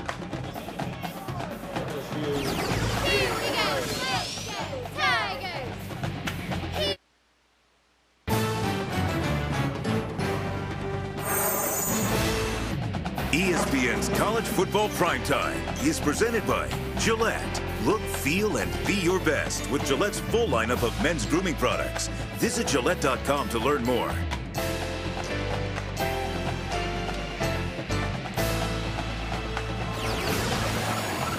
First possession of the second half for Appalachian State. A good field position after the short punt. Armani Edwards and the Mountaineer offense from the LSU 48. And as was the case throughout the first half, nowhere to run for the junior quarterback. Ricky Jean-Francois made the tackle with help from Tyson Jackson. It's a loss of 1. It makes it extra difficult with that defensive line, and everybody thinks the defensive line is defined by pass rushing and getting pressure on a quarterback. Well, these guys are solid run defenders. It makes them a double threat. And Tyson Jackson, preseason All-American. Edwards throws on the move. Good catch that time. The receivers didn't give him much help in the first half, but Coco Hillary did there.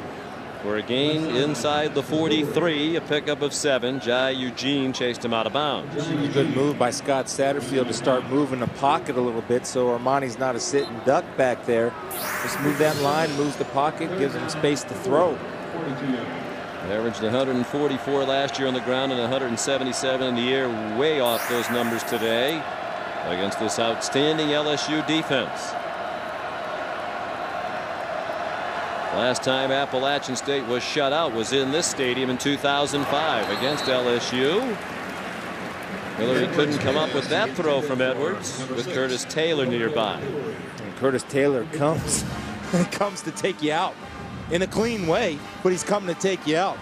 And that's a veteran back there at 6'3", 220 pounds of physical presence that brings it when he comes to make contact, or collision, I should say.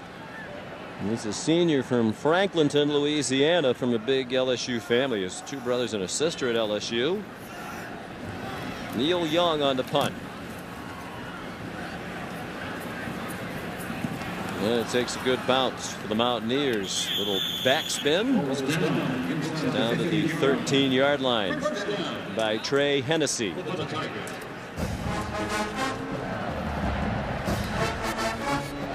Of course, Les Miles thought that Ryan Perilou would be his quarterback this season. He would have been a senior. Perilou throughout his career at LSU in and out of trouble, off the field and away from campus. So in the spring, Les Miles made the decision to dismiss Perilou from the team. He has since transferred to Jacksonville State in Alabama, made his debut for them Thursday night in a loss to Georgia Tech, threw for a couple of touchdowns as they lost to the Yellow Jackets 41-14. It's always difficult for a coach to do, but Les, I think, made the right decision on what's best for this football team. There's Charles Scott out to the 20-yard line. Perilou will be on ESPN's award-winning Outside the Lines tomorrow, 9:30 Eastern Time, with Bob Lee. And to his credit, he talks about how he had a number of chances. It really was the right decision, he believed. Les Miles let him go. When you finally dismissed me, I realized I'm not invincible at all. And the suspensions, like with the suspensions, you know, I kind of always knew I was coming back. You know, I kind of always knew. But when he finally dismissed me and released me for good, that's when I really realized that, you know, maybe it's not LSU, maybe it's Ryan Perilou. You think? I mean, you look at these kids and we see this, and I think it was a horrible trend around college football that all the players that get in trouble, and it just, I care about Ryan Perilou, and it just frustrates me, Sean, when guys get 1 and 2 and 3 opportunities and they're not learning their lesson. And it's a selfish decision because not only is Ryan Perilou counting on himself, but you got 84 other guys counting on Ryan Perilou. At least he has the maturity now, yeah, when it's too late to do anything about it, to realize that he was given a number of chances. And he is a talent. Hopefully he'll get his situation together. You know, a lot of it was relatively minor stuff, missing meetings, being late for meetings, being late for practices. It's not minor if you're a football guy, because you're supposed to be on time for everything. But some off the field stuff as well, but they finally decided they'd had enough. Well, let me preface this that I want Ryan to do well, and I hope he's learned his lesson. But when you do that and you're late for meetings, you're late for practice, it's a disrespect to your teammates. And if you're going to be the quarterback and leader, have the respect to show up on time, ready to go. Hatch, a little trickeration.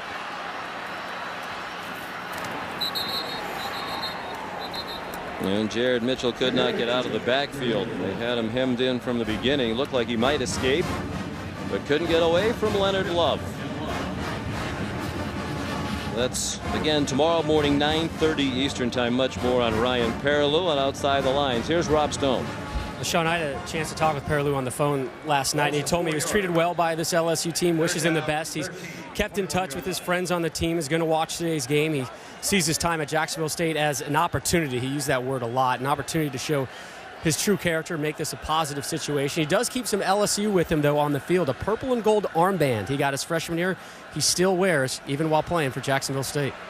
Hatch zips one. It is caught, but short of the first down. Demetrius Byrd made the catch. Senior from Miami, Florida. And they will punt again. 12 yards, not good enough to move the chains. Yes, but productive for Les Miles right there to see Andrew Hatch throw a ball over 10 yards on target. And Demetrius Byrd did a nice job, and this is for future reference, of coming back to the football. A lot of times we see young receivers not working back to create separation from the man on their back covering them.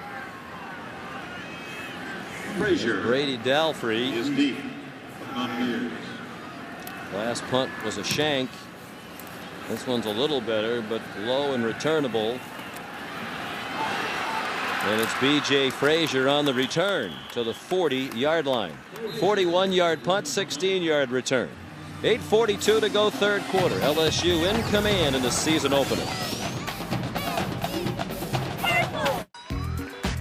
Well, it seems everyone loves the national champions. That includes Snoop Dogg, who showed up at a press conference this summer. Les Miles chance to show off some of his moves, if that's what you call that. I thought Snoop Dogg was a USC guy. Didn't I see him hanging around with the Trojans and Pete Carroll for a while as he jumped ship? The front runner. That's all I can conclude from that.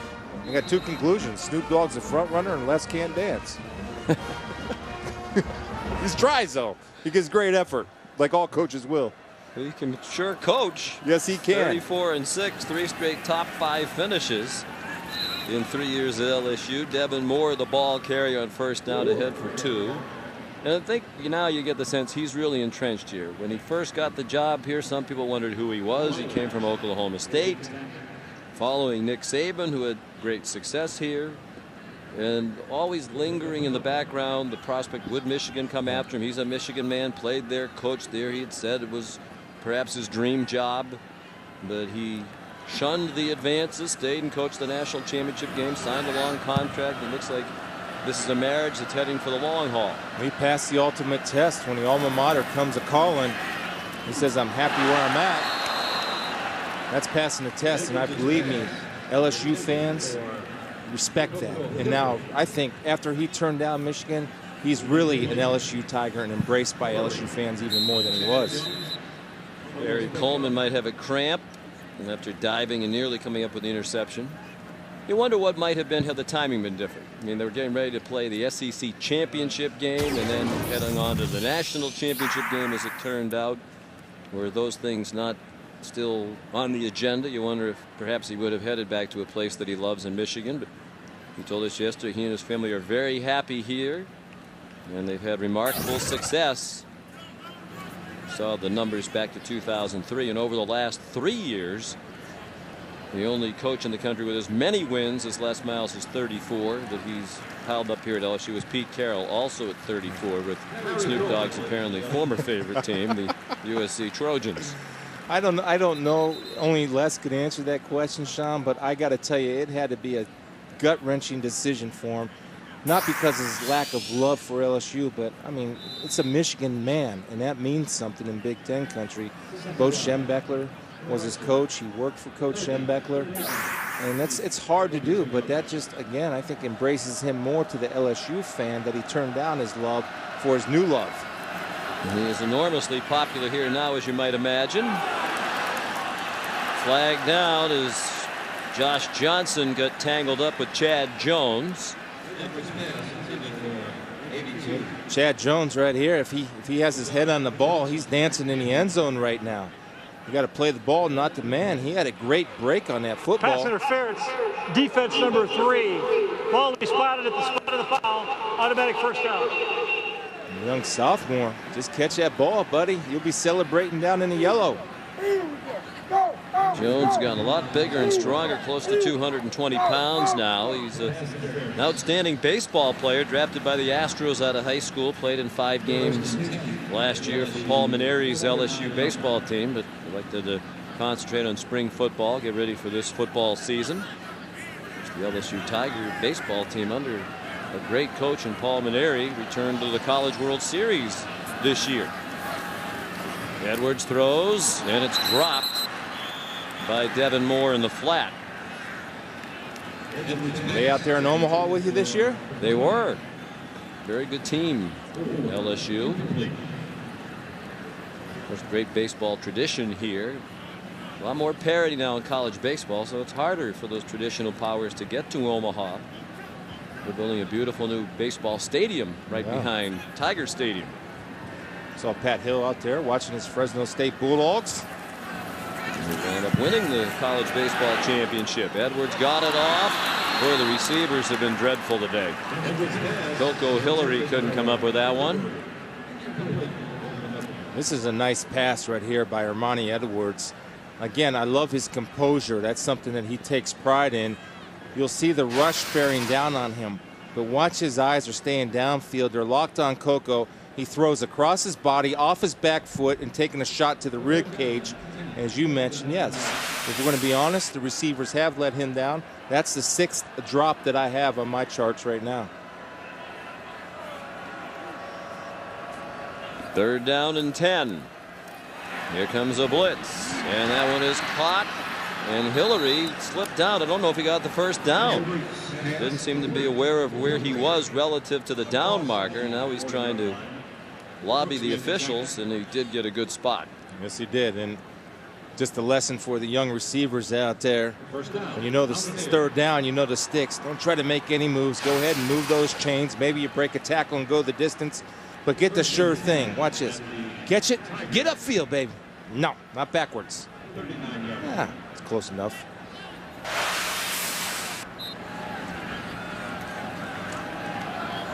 .38-yard line, 1st down. Hillary with 6 catches for 64 yards. He's also had a couple of drops.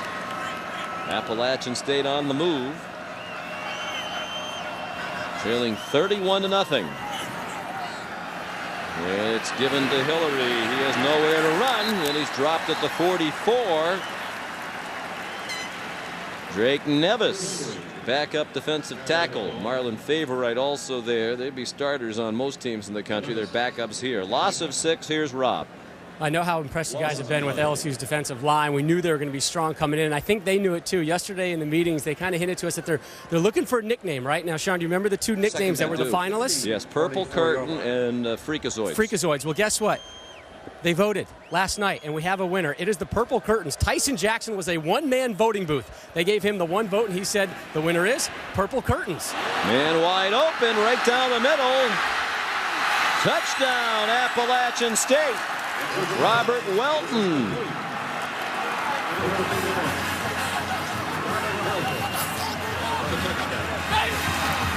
Robert Welton from the split backfield. Looks like a blown coverage by LSU. It's a good job of exposing that with Armani Edwards, seeing the open receiver. You'll see it right here. Playing a little bit of man-to-man. The safety gets suckered up right there, leaving the middle field widely exposed. Armani and Welton take advantage for 6+1. On the kick by Jason Viteris, a sophomore from Seneca, South Carolina.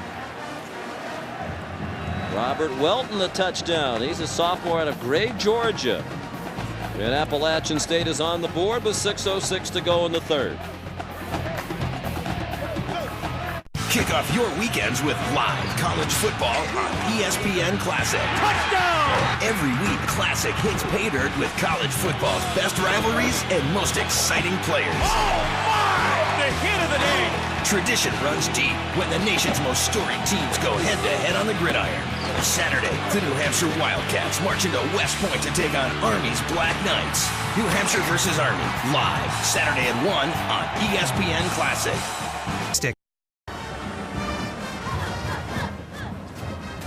Back in Baton Rouge. Appalachian State on the board. After a 7-play, 60-yard drive, capped on a 44-yard touchdown pass. Armani Edwards to Robert Welton. He's part of that stable of running backs. There are 4 of them they think will split time. Devin Moore getting the bulk of the action. Viteris' kickoff down to Trenton Holiday. That world-class speed on display was the kicker Viteris, who kicked them, pushed him toward the sideline. And they'll mark the ball out right at the 50-yard line. 33-yard run back by the diminutive Holiday. Let's take a look where this breaks down. Right there, you see Melton coming out, and he's going to run a takeoff route. Watch Derry Beckwith. I believe he has a man-to-man because the safety's man-to-man over here. That's why he vacates the middle of the field. You see they were communicating where they might have got confused a little bit. And if Derry's covering dirt and he looks at, oh, no, that can't be my man running down the field, you have a blown coverage resulting in 6 points with Ronnie Edwards with a nice read and a nice throw to finish the deal. Sluggish performance here in the third quarter for LSU. They led 31-0 at the break. Hand off to Quinn Johnson, the fullback, who was an effective blocker on some of those Scott runs in the first half. Tony Robertson made the tackle. Mentioned the last time Appalachian was here, they were shut out in 2005. Jerry Moore's been here before. He was here in 1960 as a player for Baylor. He was a wide receiver. Came in to take on an LSU team that had won the national championship in 1958 under legendary Paul Dietzel. And Baylor came in here and upset LSU 7-3. Jerry remembers it vividly. Dixon the catch and a first down as he's hauled out of bounds by Pierre Banks. Matter of fact, when they came here in 2005, Jerry Moore said, first thing I did when we got off the bus for the walkthrough was walk right down the tunnel, walk right to that end zone where we scored. Paul Dietzel later became the color commentator on the Appalachian State radio games. Yeah, it's amazing. This stadium has so much history, and I remember in 1987, Ohio State came down here and we tied LSU 13-13, where they blocked the field goal at the end of the game. But what an atmosphere this place is, and it is like that. Where I remember that game my whole life, like Coach Moore. Keelan Williams with a flag down at the line of scrimmage. Pierre Banks made the tackle. Williams is their leading returning rusher. Many thought he'd be the featured back, but it was Scott who emerged from the preseason derby. There is a flag down. Offside, 18 of the defense. A penalty's declined. Play results in a first down. And a 15-yard gain. Offsides is declined. Just tuning in, this game was originally scheduled to kick off at 4 o'clock local time, Central Time, but it was moved yesterday 6 hours up to 10:06 because of the preparations being made for the possible arrival of Hurricane Gustav, which is strengthening as it heads toward the Gulf of Mexico up to a Category 3 hurricane as of this morning. Hatch throws, it's batted down by DJ Smith. Almost 3 years to the day after Katrina left so much devastation that is still evident in many parts of this region.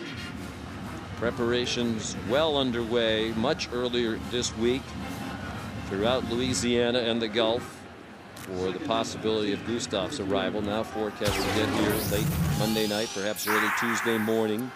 We're not quite sure yet, but projected path has it hitting somewhere along the Louisiana coast. Here's Keelan Williams again. And Chris, we talked to some state troopers on our way in here this morning. They do such a great job here locally and throughout the state, and they're very busy now getting ready for the possible evacuations, which may become mandatory if Gustav does stay on the projected path. I mean, they predicted the crowd would probably be down by about 20,000 today with the morning start, and Gustav lingering, people with preparations to make, and we can see it in the crowd now. It wasn't a sellout at the beginning in terms of everybody being here, and it's about half empty now. Well, and I think that's understandable, but I'll tell you, the LSU kids have done a great job along with Coach Miles in focusing. And, you know, we talk about, obviously there's a lot of pressure being a head football coach at a school like LSU.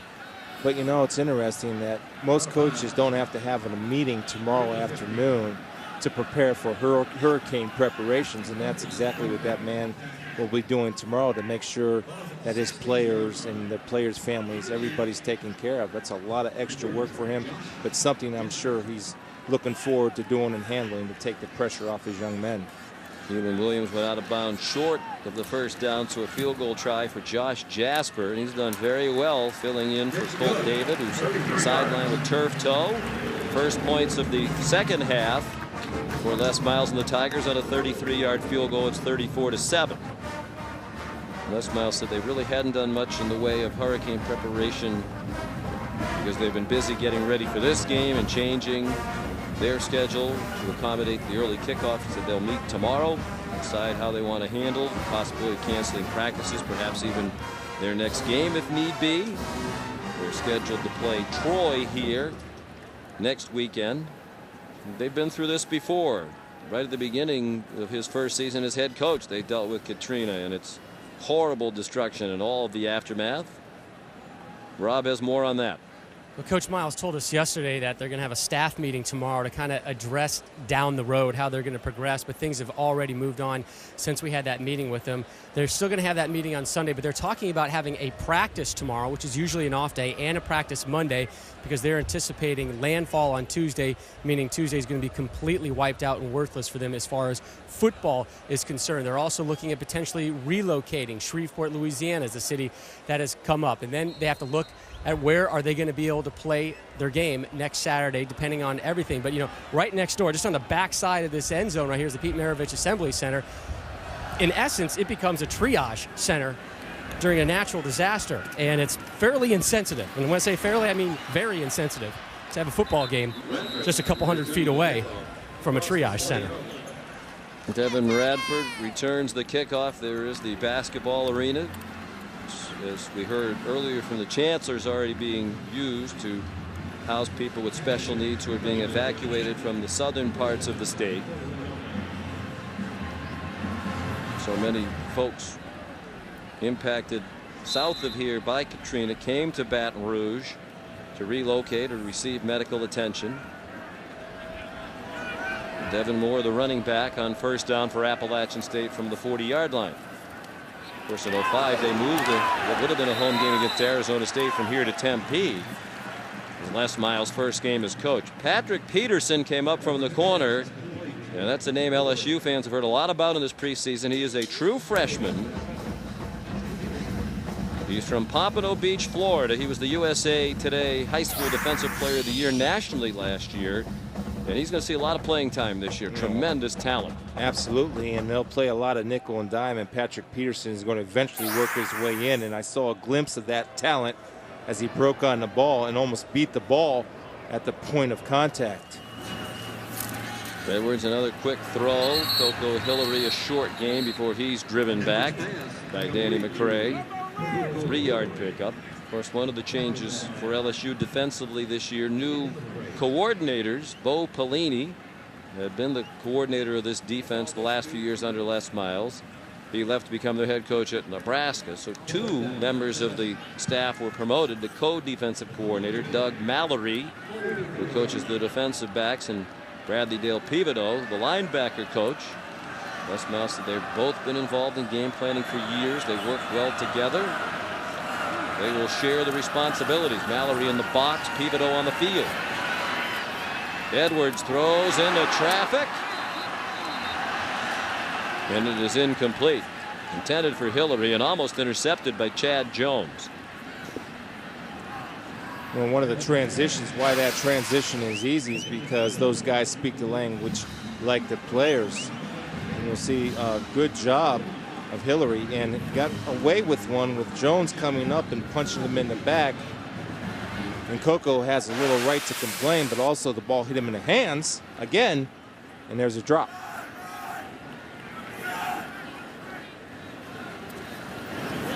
Neil Young hangs one up. It's Jones who's back deep, and he bobbles it, but makes the fair catch at the 12, a 44-yard punt. A minute and a half to go in the third quarter. ESPN Kickoff Week continues. It's presented by Gillette on ABC tonight. Former LSU coach Nick Saban leads Alabama into Atlanta to take on Clemson in a neutral site game. Some of you will see Michigan State and Cal, the Chick-fil-A college kickoff game, part of ESPN Kickoff Week. Presented by Gillette, ABC tonight, 8 Eastern Time. Check the local listings to see which game you're going to get in your area. Jarrett Lee comes back out to be the quarterback. He appeared in the first half as the backup to Andrew Hatch. But that is a competition that is ongoing. Friendly competition. They're good friends. Jarrett told us yesterday he and Andrew Hatch play golf together. He said, I'm longer off the tee box, but Andrew has a better short game. I think Andrew disputed that claim that Jarrett was longer off the tee box. The football players, a little testosterone. Oh, I can outdrive you. I'll outdrive you. That's all they care about. They don't care about the short game. We're still talking about your performance in that nationwide event Pro-Am with your like 25 handicap and you made 17 pars. Lee on the inside handoff to Richard Murphy. They all run hard out of that LSU backfield. He goes out to the 13-yard line. 7 yards on the run for Richard Murphy. You know, I think John Wiley, the defensive coordinator, in all our years of doing this, I've never heard a defensive coach say that an offense plays hard. That statement's usually reserved just for defenses. I think that's the greatest compliment an offense can get. Boy, they really play hard. And that's what we see here. From the offensive line to the backs, to the receivers, whoever, they get after it. And these are two teams that really play the game right. There's an interception thrown right into the lap of Jacques Roman. Well, when you're competing to be the starter, that's the kind of thing that won't get you the #1 spot.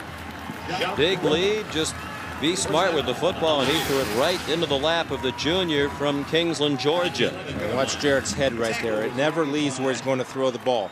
His eyes stay on the receiver, stay on the receiver, stay on the receiver. Jacques Roman does a good job of reading those eyes. Great depth in his drop and shows nice hands for a rapping linebacker. 12-yard return. Now Appalachian in great shape at the LSU 11-yard line. Roman, 22 years old, a junior. Devin Moore, the back, to the right of Armani Edwards, who faked the handoff and then takes off. And he's down at the 7-yard line. Danny McCray made the tackle.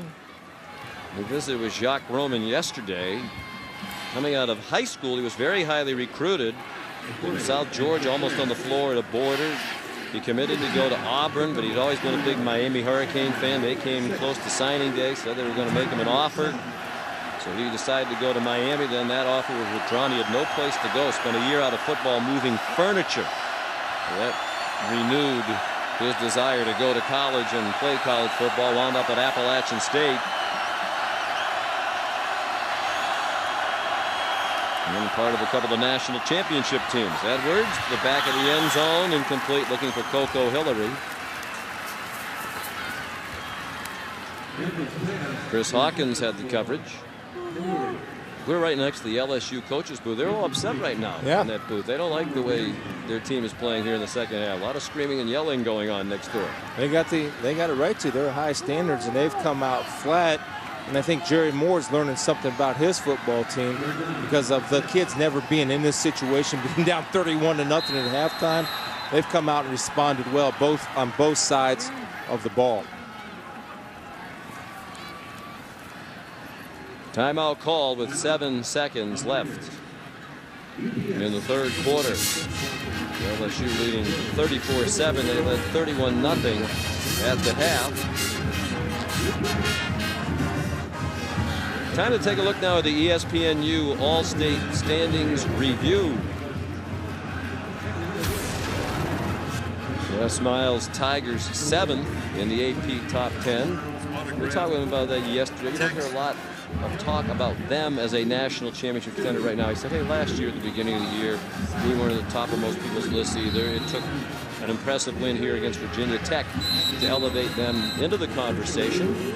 But I think most of us agree, and follow college football closely, Chris. I mean, this is wide open. Georgia's #1, but many of those teams on the list, perhaps others. I mean, who would have expected Missouri and Kansas, among others, to come out of the woodwork last year? And that's the beauty of college football. I mean, Georgia has a brutal schedule. LSU obviously has nice 3 games before then they get in the SEC. The reason why I think LSU has a chance, Sean, is the offensive and defensive lines. Arguably the best offensive line in the country. No question the best defensive line in the country. And plenty of skill position talent as well, as we've seen today. 3rd down and 6 from the 7. They could get a first down just shy of the 1. Edwards under duress again, and it's incomplete. Looking for Brian Quick. And what will Coach Moore do? He'll have the end of the quarter break to think about it. With 4th down upcoming, it's the end of the 3rd quarter. Appalachian actually outscored LSU 7-3 in the 3rd quarter of play.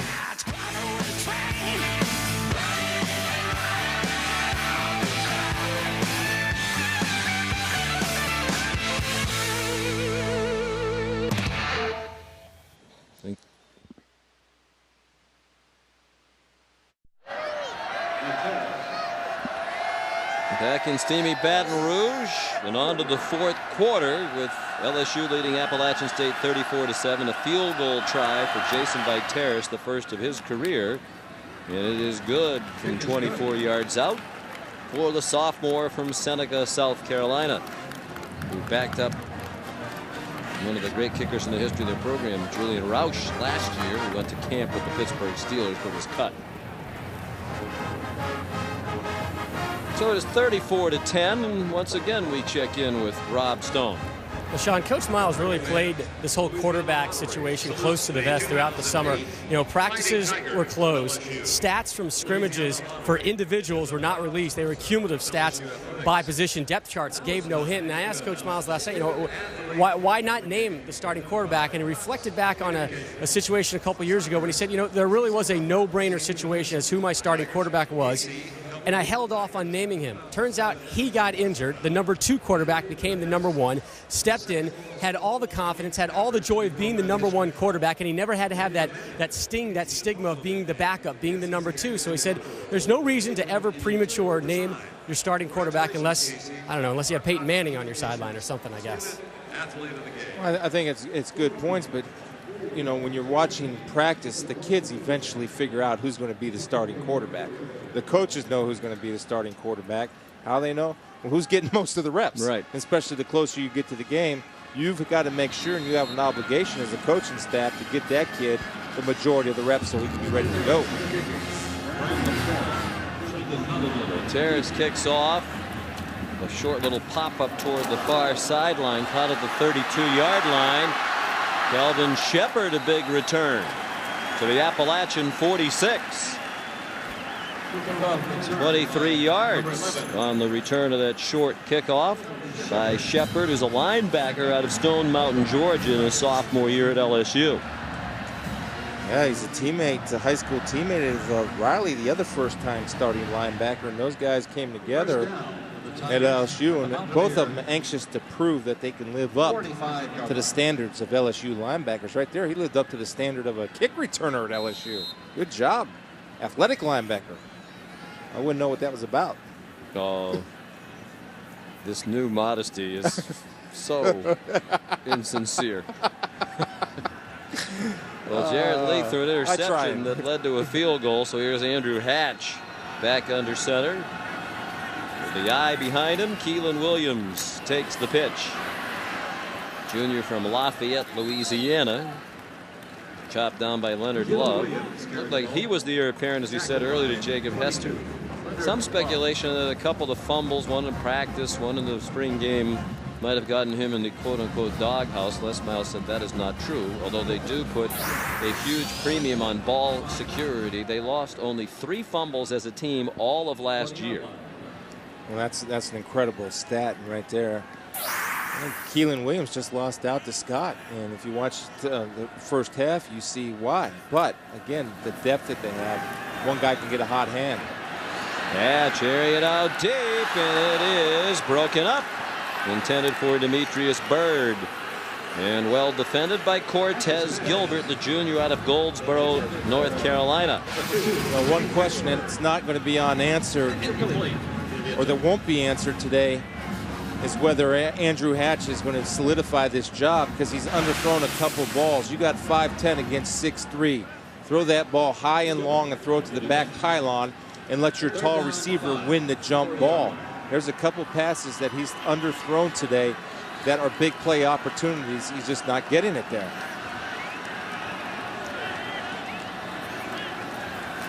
Third down and 5, a minute into the fourth quarter. Hatch got walloped as he threw it, incomplete. The receiver went down, no flags. Looking for Brandon LaFell was Hatch.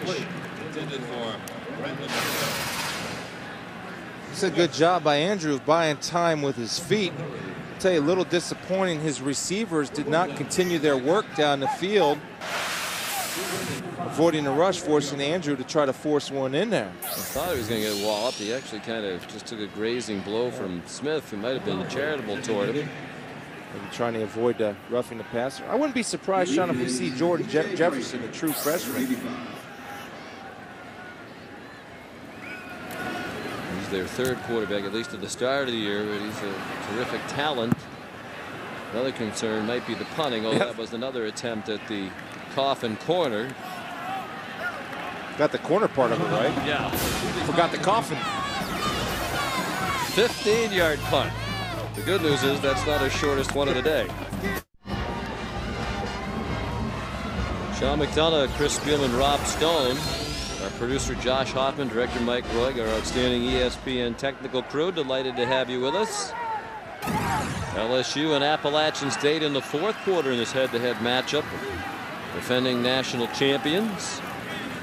Robert Welton, the ball carrier on first down, ahead for a couple before Perry Riley got him on the ground.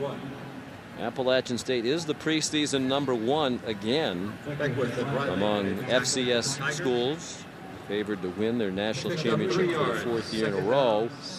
The equivalent perhaps of that Ohio State-USC matchup that we're all looking forward to at the top level of college football could be the matchup coming up between Appalachian and James Madison. In some polls, James Madison is in the top 5 in the FCS rankings, and they're going to meet in Harrisonburg at JMU on September 20th. So this is a good prep opportunity for Appalachian today. Edwards throws incomplete.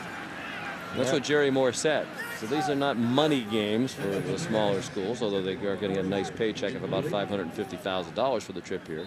Said it's an opportunity game. Go play against the best, play on national TV, and to get better for the important part of your schedule, which is the conference and an eye toward their FCS playoffs. And you know that James Madison is going to look for some revenge in that game after Appalachian State knocked them out in the playoffs last year. Coach Moore made a great point about fall camp and how playing LSU with that in the opener or playing in Michigan in the opener, what that does for them, it gets our kids focused.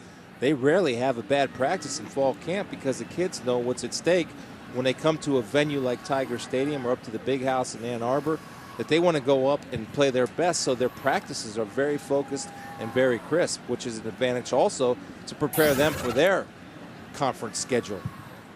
Danny McCray injured and down on the field for LSU.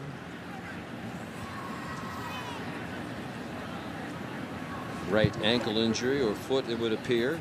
That's a guy they can't afford to lose, Sean. He's their nickel back. Essentially, he's an extra linebacker when they play 3 and 4 wides, or they go to that nickel package that Doug Mallory likes to employ into his defense.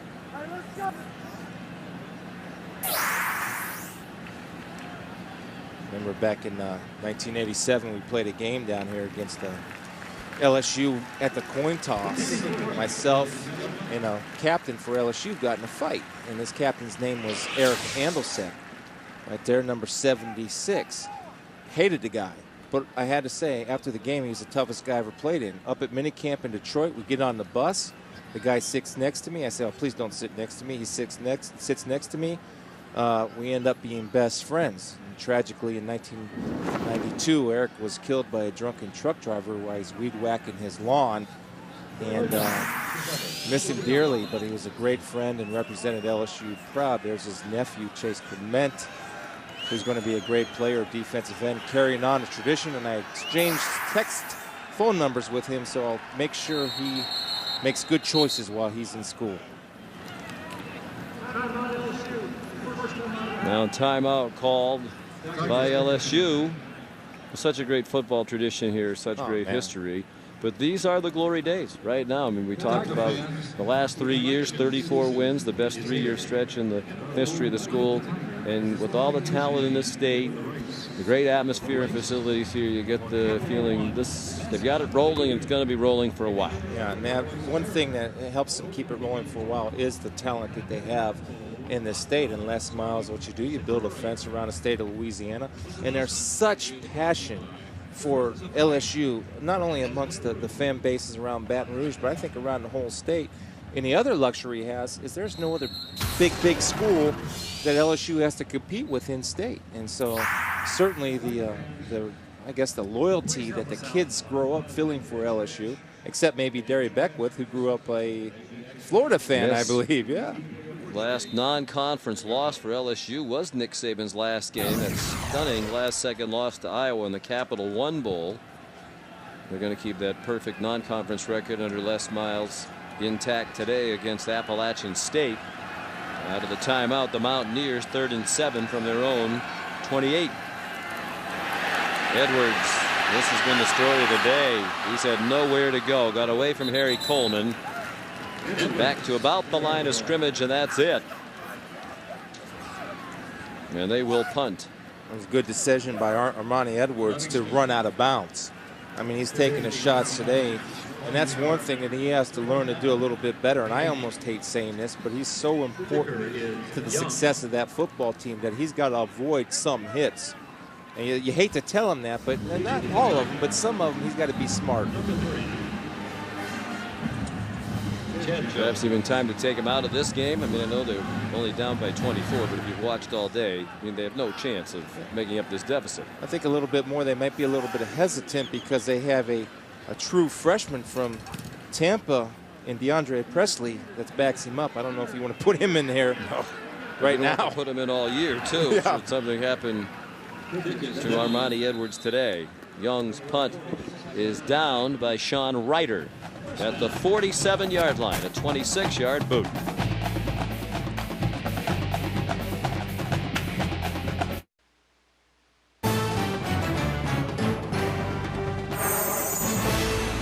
ESPN's College Football Primetime is presented by Hampton Hotels. At Hampton, we love having you here.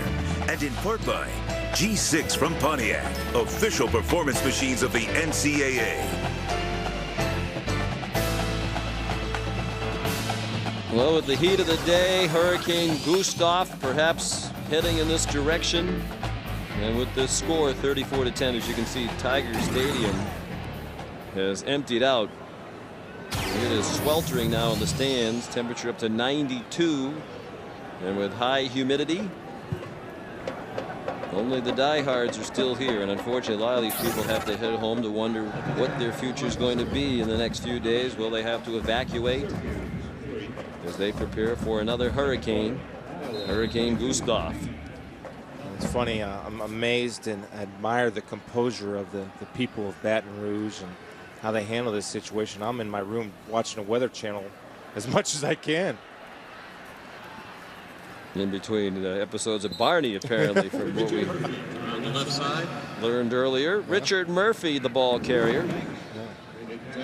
Pierre Banks made the tackle. Well, they moved the kickoff up 6 hours. I think some of these folks would have been in the parking lot all night anyway. It's fired up. Yeah, this was not staged at all for the cameras. We just happened to be there when he came out at 5:02. Like Punxsutawney Phil. Told our diligent camera crew waited more than 4 hours for that young man to come out of the tent. Murphy spins out to the 45-yard line of Appalachian State. Gordy Witt made the tackle. Nearing 11 minutes remaining. LSU starts the schedule with this game, then Troy, then North Texas, all three of them here. But when they go on the road, it'll be for a big test at Auburn, another team that's sort of on the fringe of the national championship talk right now. I'd like to see how they adjust to former Troy offensive coordinator Tony Franklin putting a spread offense in down at Auburn. So actually LSU will have two looks at that type of offense as they play Troy and also when they move to play Auburn under Tony Franklin. Murphy again powers to the 39 for a first down. 6-yard gain. Jacques Roman made the tackle. Troy has a nice offseason or out-of-conference schedule out of the Sun Belt. Going to LSU.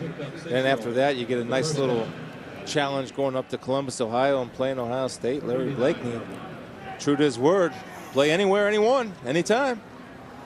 Maybe the truck can help me because I've lost track of the number of Ohio State references today. Josh Hoffman tells us it's 433 and counting right now. Here's Brandon LaFell heading for the end zone. Touchdown. He got a nice block from his buddy Demetrius Byrd along the way. Who's the first there to congratulate him. Absolutely, Sean, and the unselfishness of this LSU football team on display with Demetrius Byrd with a cut block, taking the legs out of the Appalachian State defender, and a confidence builder for Jared Lee. Watch Demetrius Byrd come into your pitcher. Nice job on Cortez Gilbert, knocks him down, and pure speed and talent takes over into the purple. Josh Jasper adds the extra point. He's been perfect as Colt David stand-in today.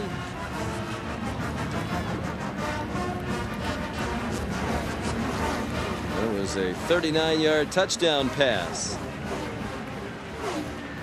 After a post-checkered flag dust-up, I know Chris loves that stuff. Last weekend in Bristol, Kyle Busch and Carl Edwards renewed their rivalry out west, while Casey Kane, Clint Boyer, Denny Hamlin look to stay on the right side of the chase bubble.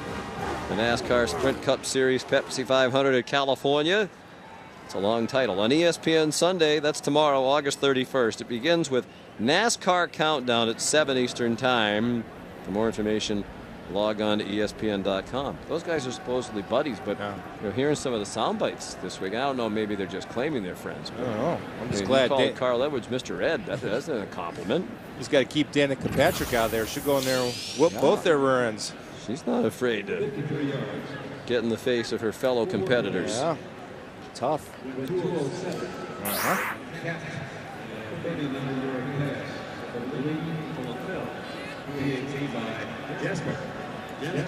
Here's Jasper to kick off.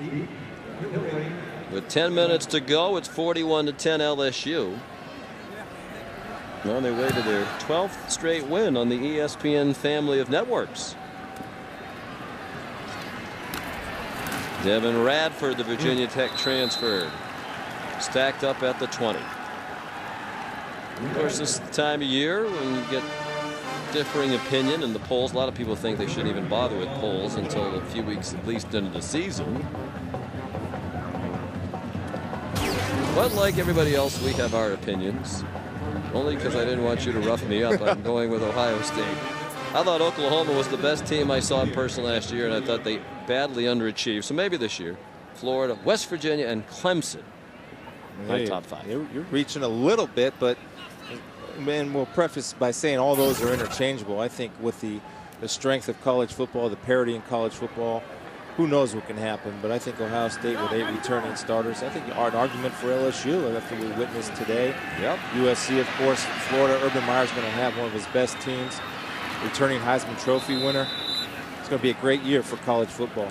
Coco Hillary, the catch or the pass from Amani Edwards. See, I'm projecting where I think they're going to be at the end of the year. You know, you're just going with all the chalk right now, and I agree with you. After this LSU performance, I'd be inclined perhaps to move them up into that top 5. But you know, sooner or later, Clemson's going to put it together. If they don't, as Tommy Bowden has even acknowledged, they might have a new coach. Well, you know, and Clemson over the years, certainly not a lack of talent, but they can't get out of their own way sometimes. And if they can just get over that little hump, they can do some special things. Edwards dragged down behind the line of scrimmage. Lazarius Livingston. In West Virginia, I just like their team. You know, some people will say they're picked to win the Big East, but some people like South Florida even more in the Big East. I think Bill Stewart is the right man at the right time. I do, yeah, I really do. And I think very Armani Edwards-like or very Patrick White-like. I mean, I look for Pat White to really use his arm a lot more this year under Bill Stewart. And Pat White, in my opinion, throws the ball than a lot of people give him credit for. No, Edwards just can't get any running room today. Perry Riley stacked him up. Edwards with 10 carries for 15 yards today. Yeah, and obviously LSU's speed is neutralized him on the ground, but those passing stats I think are a little deceiving. And you and I both noted that he's been victimized by drops from his wide receivers, but I think an impressive performance by Armani. Well, there had been talk before the year began about him emerging as a Heisman Trophy candidate. I think if that was going to get any traction, he really needed to have a big performance today on national TV against an opponent of this caliber, because as Jerry Moore says, people realize he plays at a lower level of college football, so even if he puts up big numbers, people might dismiss it. And here was his chance to do it against the big boys today, and he hasn't been able to get it done. He hasn't had much help. Jai Eugene chased him out after an 8-yard gain, but it got to the point where Jerry Moore and some of the athletic administration folks at Appalachian State in Boone, North Carolina, did have a meeting to talk about how they were going to handle the situation should it arise with Armani emerging as a Heisman candidate. I think it's smart, and I think he's, I mean, there's no question what I think of him as a football. I think he's a great football player and tremendous talent, but it just hurts him for the Heisman that he plays in the FCS as opposed to the FBS. In order for him, as you said, to get that Heisman talk, he had to really light it up. Not necessarily beat LSU, but put some amazing numbers up. Chad Jones didn't want to go down. Finally, Brandon Simpkins got him on the ground. 45-yard punt by Neil Young.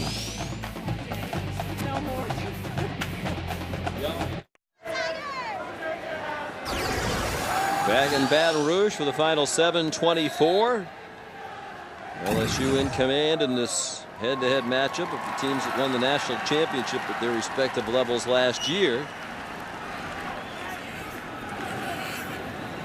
This is an August 30th game. Third time in school history LSU was open on this date. The last two times they did, they won the national championship that season. 03 and 07. Here's Stephen Ridley, the fourth member of that tailback stable to get a carry today. Jason Jones, a true freshman backup defensive end out of Charlotte, made the tackle. Andrew Hatch, the quarterback. Another thing that LSU is getting their second offensive line experience. This is the first series they've been in, and certainly valuable playing time and a reward for the big fellas.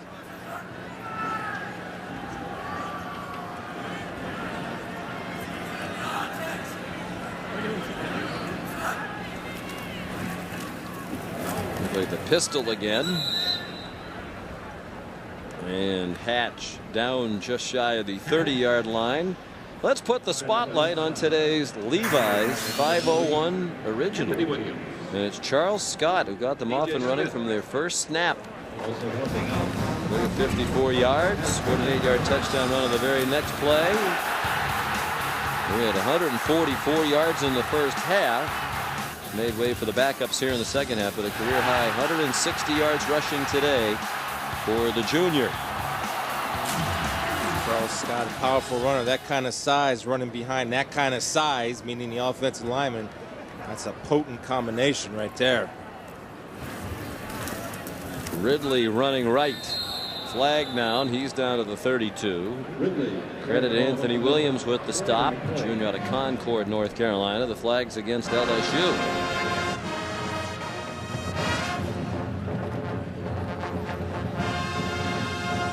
Matt Austin is the referee.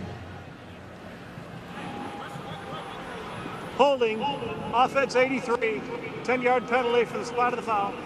Please take it up. Mitch Joseph, the backup tight end, guilty of the hold.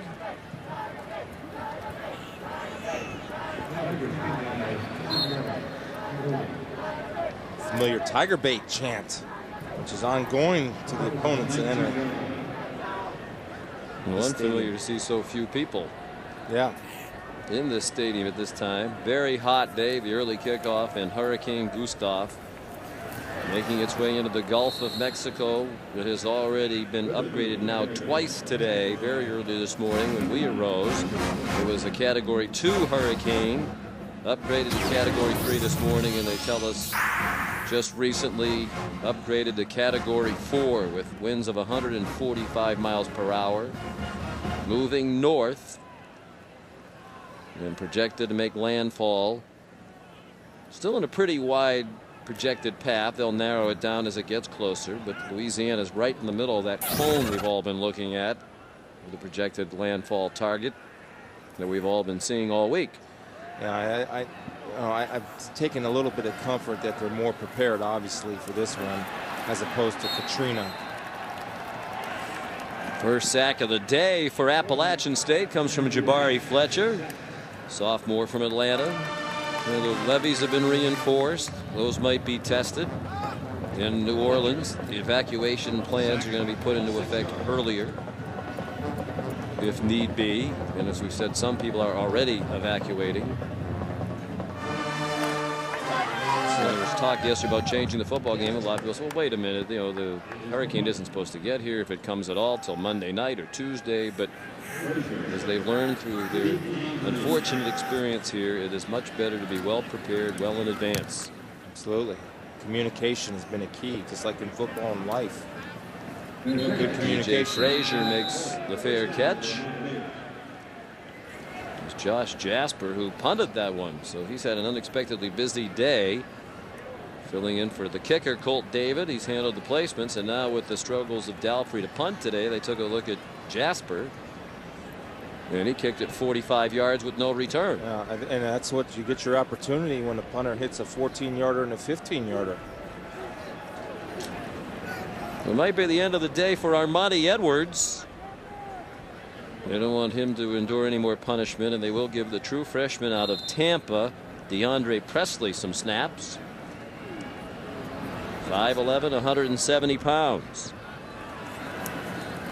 Talents that would seem to suit their spread option attack. He is impressive on his first play from scrimmage as a collegian. Runs to the 48 of LSU, 17 yards. And really the emergence of this program as a FCS power coincides with when they changed to this offense. They were a power I team under a traditional head coach in Jerry Moore, who coached at SMU under Hayden Fry and at Nebraska with Tom Osborne, but they decided as a staff to go to the spread, and they've had unparalleled success relative to the history of their program in these last few years. Well, there's an abundance of talent at wide receiver and quarterback across this country. So many high schools are running the spread offense, so you can go find a multi-talented quarterback to be able to run the ball and pass the ball. And Scott Satterfield there was a quarterback at Appalachian State. He was their all-time quarterback rusher until Armani Edwards broke his records. Great stability on Jerry Moore's staff. He's in his 20th year. Satterfield has coached for 10. They don't have an offensive coordinator, but Satterfield calls the plays.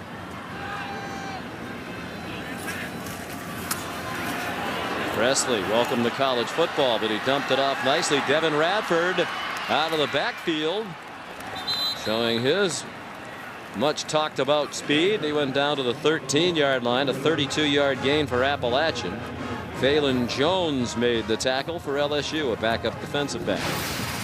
Well, Presley's going to take the hit, but holds his composure. And one thing LSU will work on in practice is blitz pickup, meaning man-to-man coverage. Right there, you have Shepard and Taylor coming off. One of them has to peel off on a running back to get their assignments. Both guys are going for the sack, and Presley just dumps it to the uncovered player. Well, a new quarterback. It looked like Presley was favoring his left arm as he went off. So Hunter Stewart is the quarterback and has trouble with a high snap. Does well to field it and go down back at the 26. Well, Jacob Cotrere injured Presley when he ran the first ball. When he tackled him, Presley fell on his left shoulder. I saw him get up, and I think that's one of those deals where he might have separated his shoulder a little bit because it was bothering him. Welcome to college football, as you said, Sean. It's a different deal as far as the hitting level goes. Now it's the junior from Sanford, North Carolina, Stewart, who's been in the game as the holder on placements, and they are going to look at the left shoulder or collarbone of DeAndre Presley. Down to a minute and 25 to go in the season opener. Disappointing day for Armani Edwards at Appalachian State, but their focus is on trying to defend their national championship. Raheem Olem with the sack. That's his speed off the corner.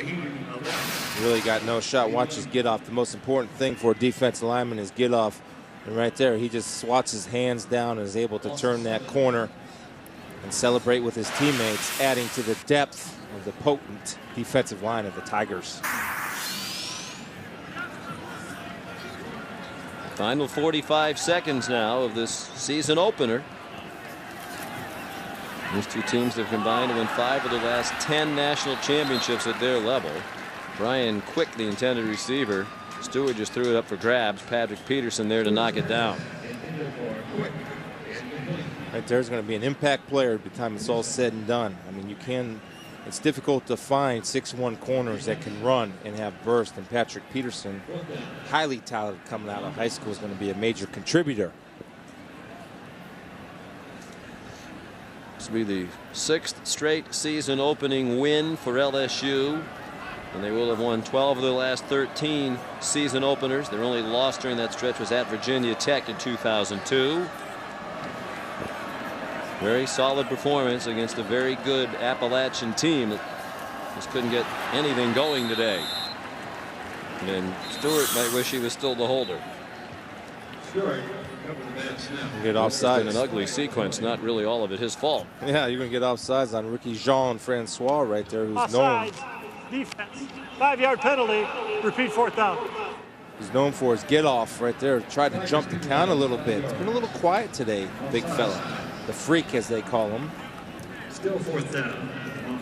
Yeah, he sat out almost all of last year for an academic suspension, but returned to play in the SEC championship game against Tennessee. He was terrific in that, and then he was the defensive MVP of the title game. Sorry, Chris, against Ohio State. He had 6.5 tackles, blocked a field goal. There's a field goal try for Viteris, and it is good. So he's had a nice debut as the starting kicker with a couple of field goals. 44-yarder for the sophomore. 41-13 the score with 21 seconds to go. Coach Moore has to be pleased with how his guys came out and responded in the second half, especially on the defense.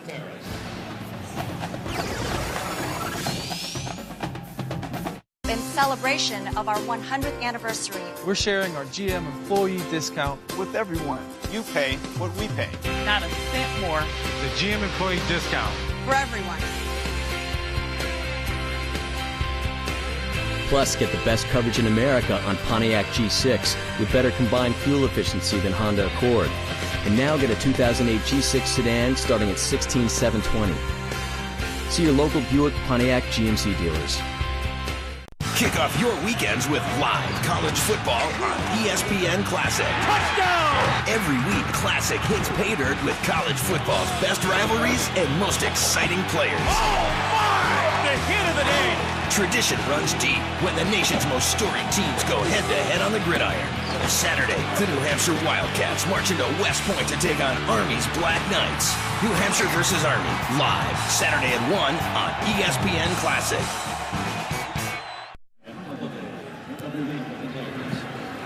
Jason Viteris squibs one up the middle of the field. Joey Crapel. 60. Check that. Will Blackwell on the return. Number 60, not number 50. So the final seconds here, and it'll be Andrew Hatch to take the snap. Overall, you got to be pleased if you're LSU. Obviously, I do think the quarterbacks did okay and room for improvement. But again, their audition continues to lead them into the SEC conference games and yet to be determined. And we took care of business on the field, and certainly, Chris, our thoughts and prayers will be with the great folks in this state and this part of the country, and what might be coming for them in the days ahead. Wes Miles now 35-6 as head coach at LSU. Final score, the Tigers 41, Appalachian State 13.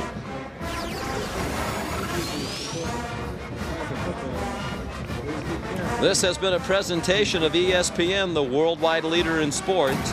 Now for Chris Spielman, Rob Stone, and the rest of our ESPN HD crew, Sean McDonough saying so long from Baton Rouge, Louisiana.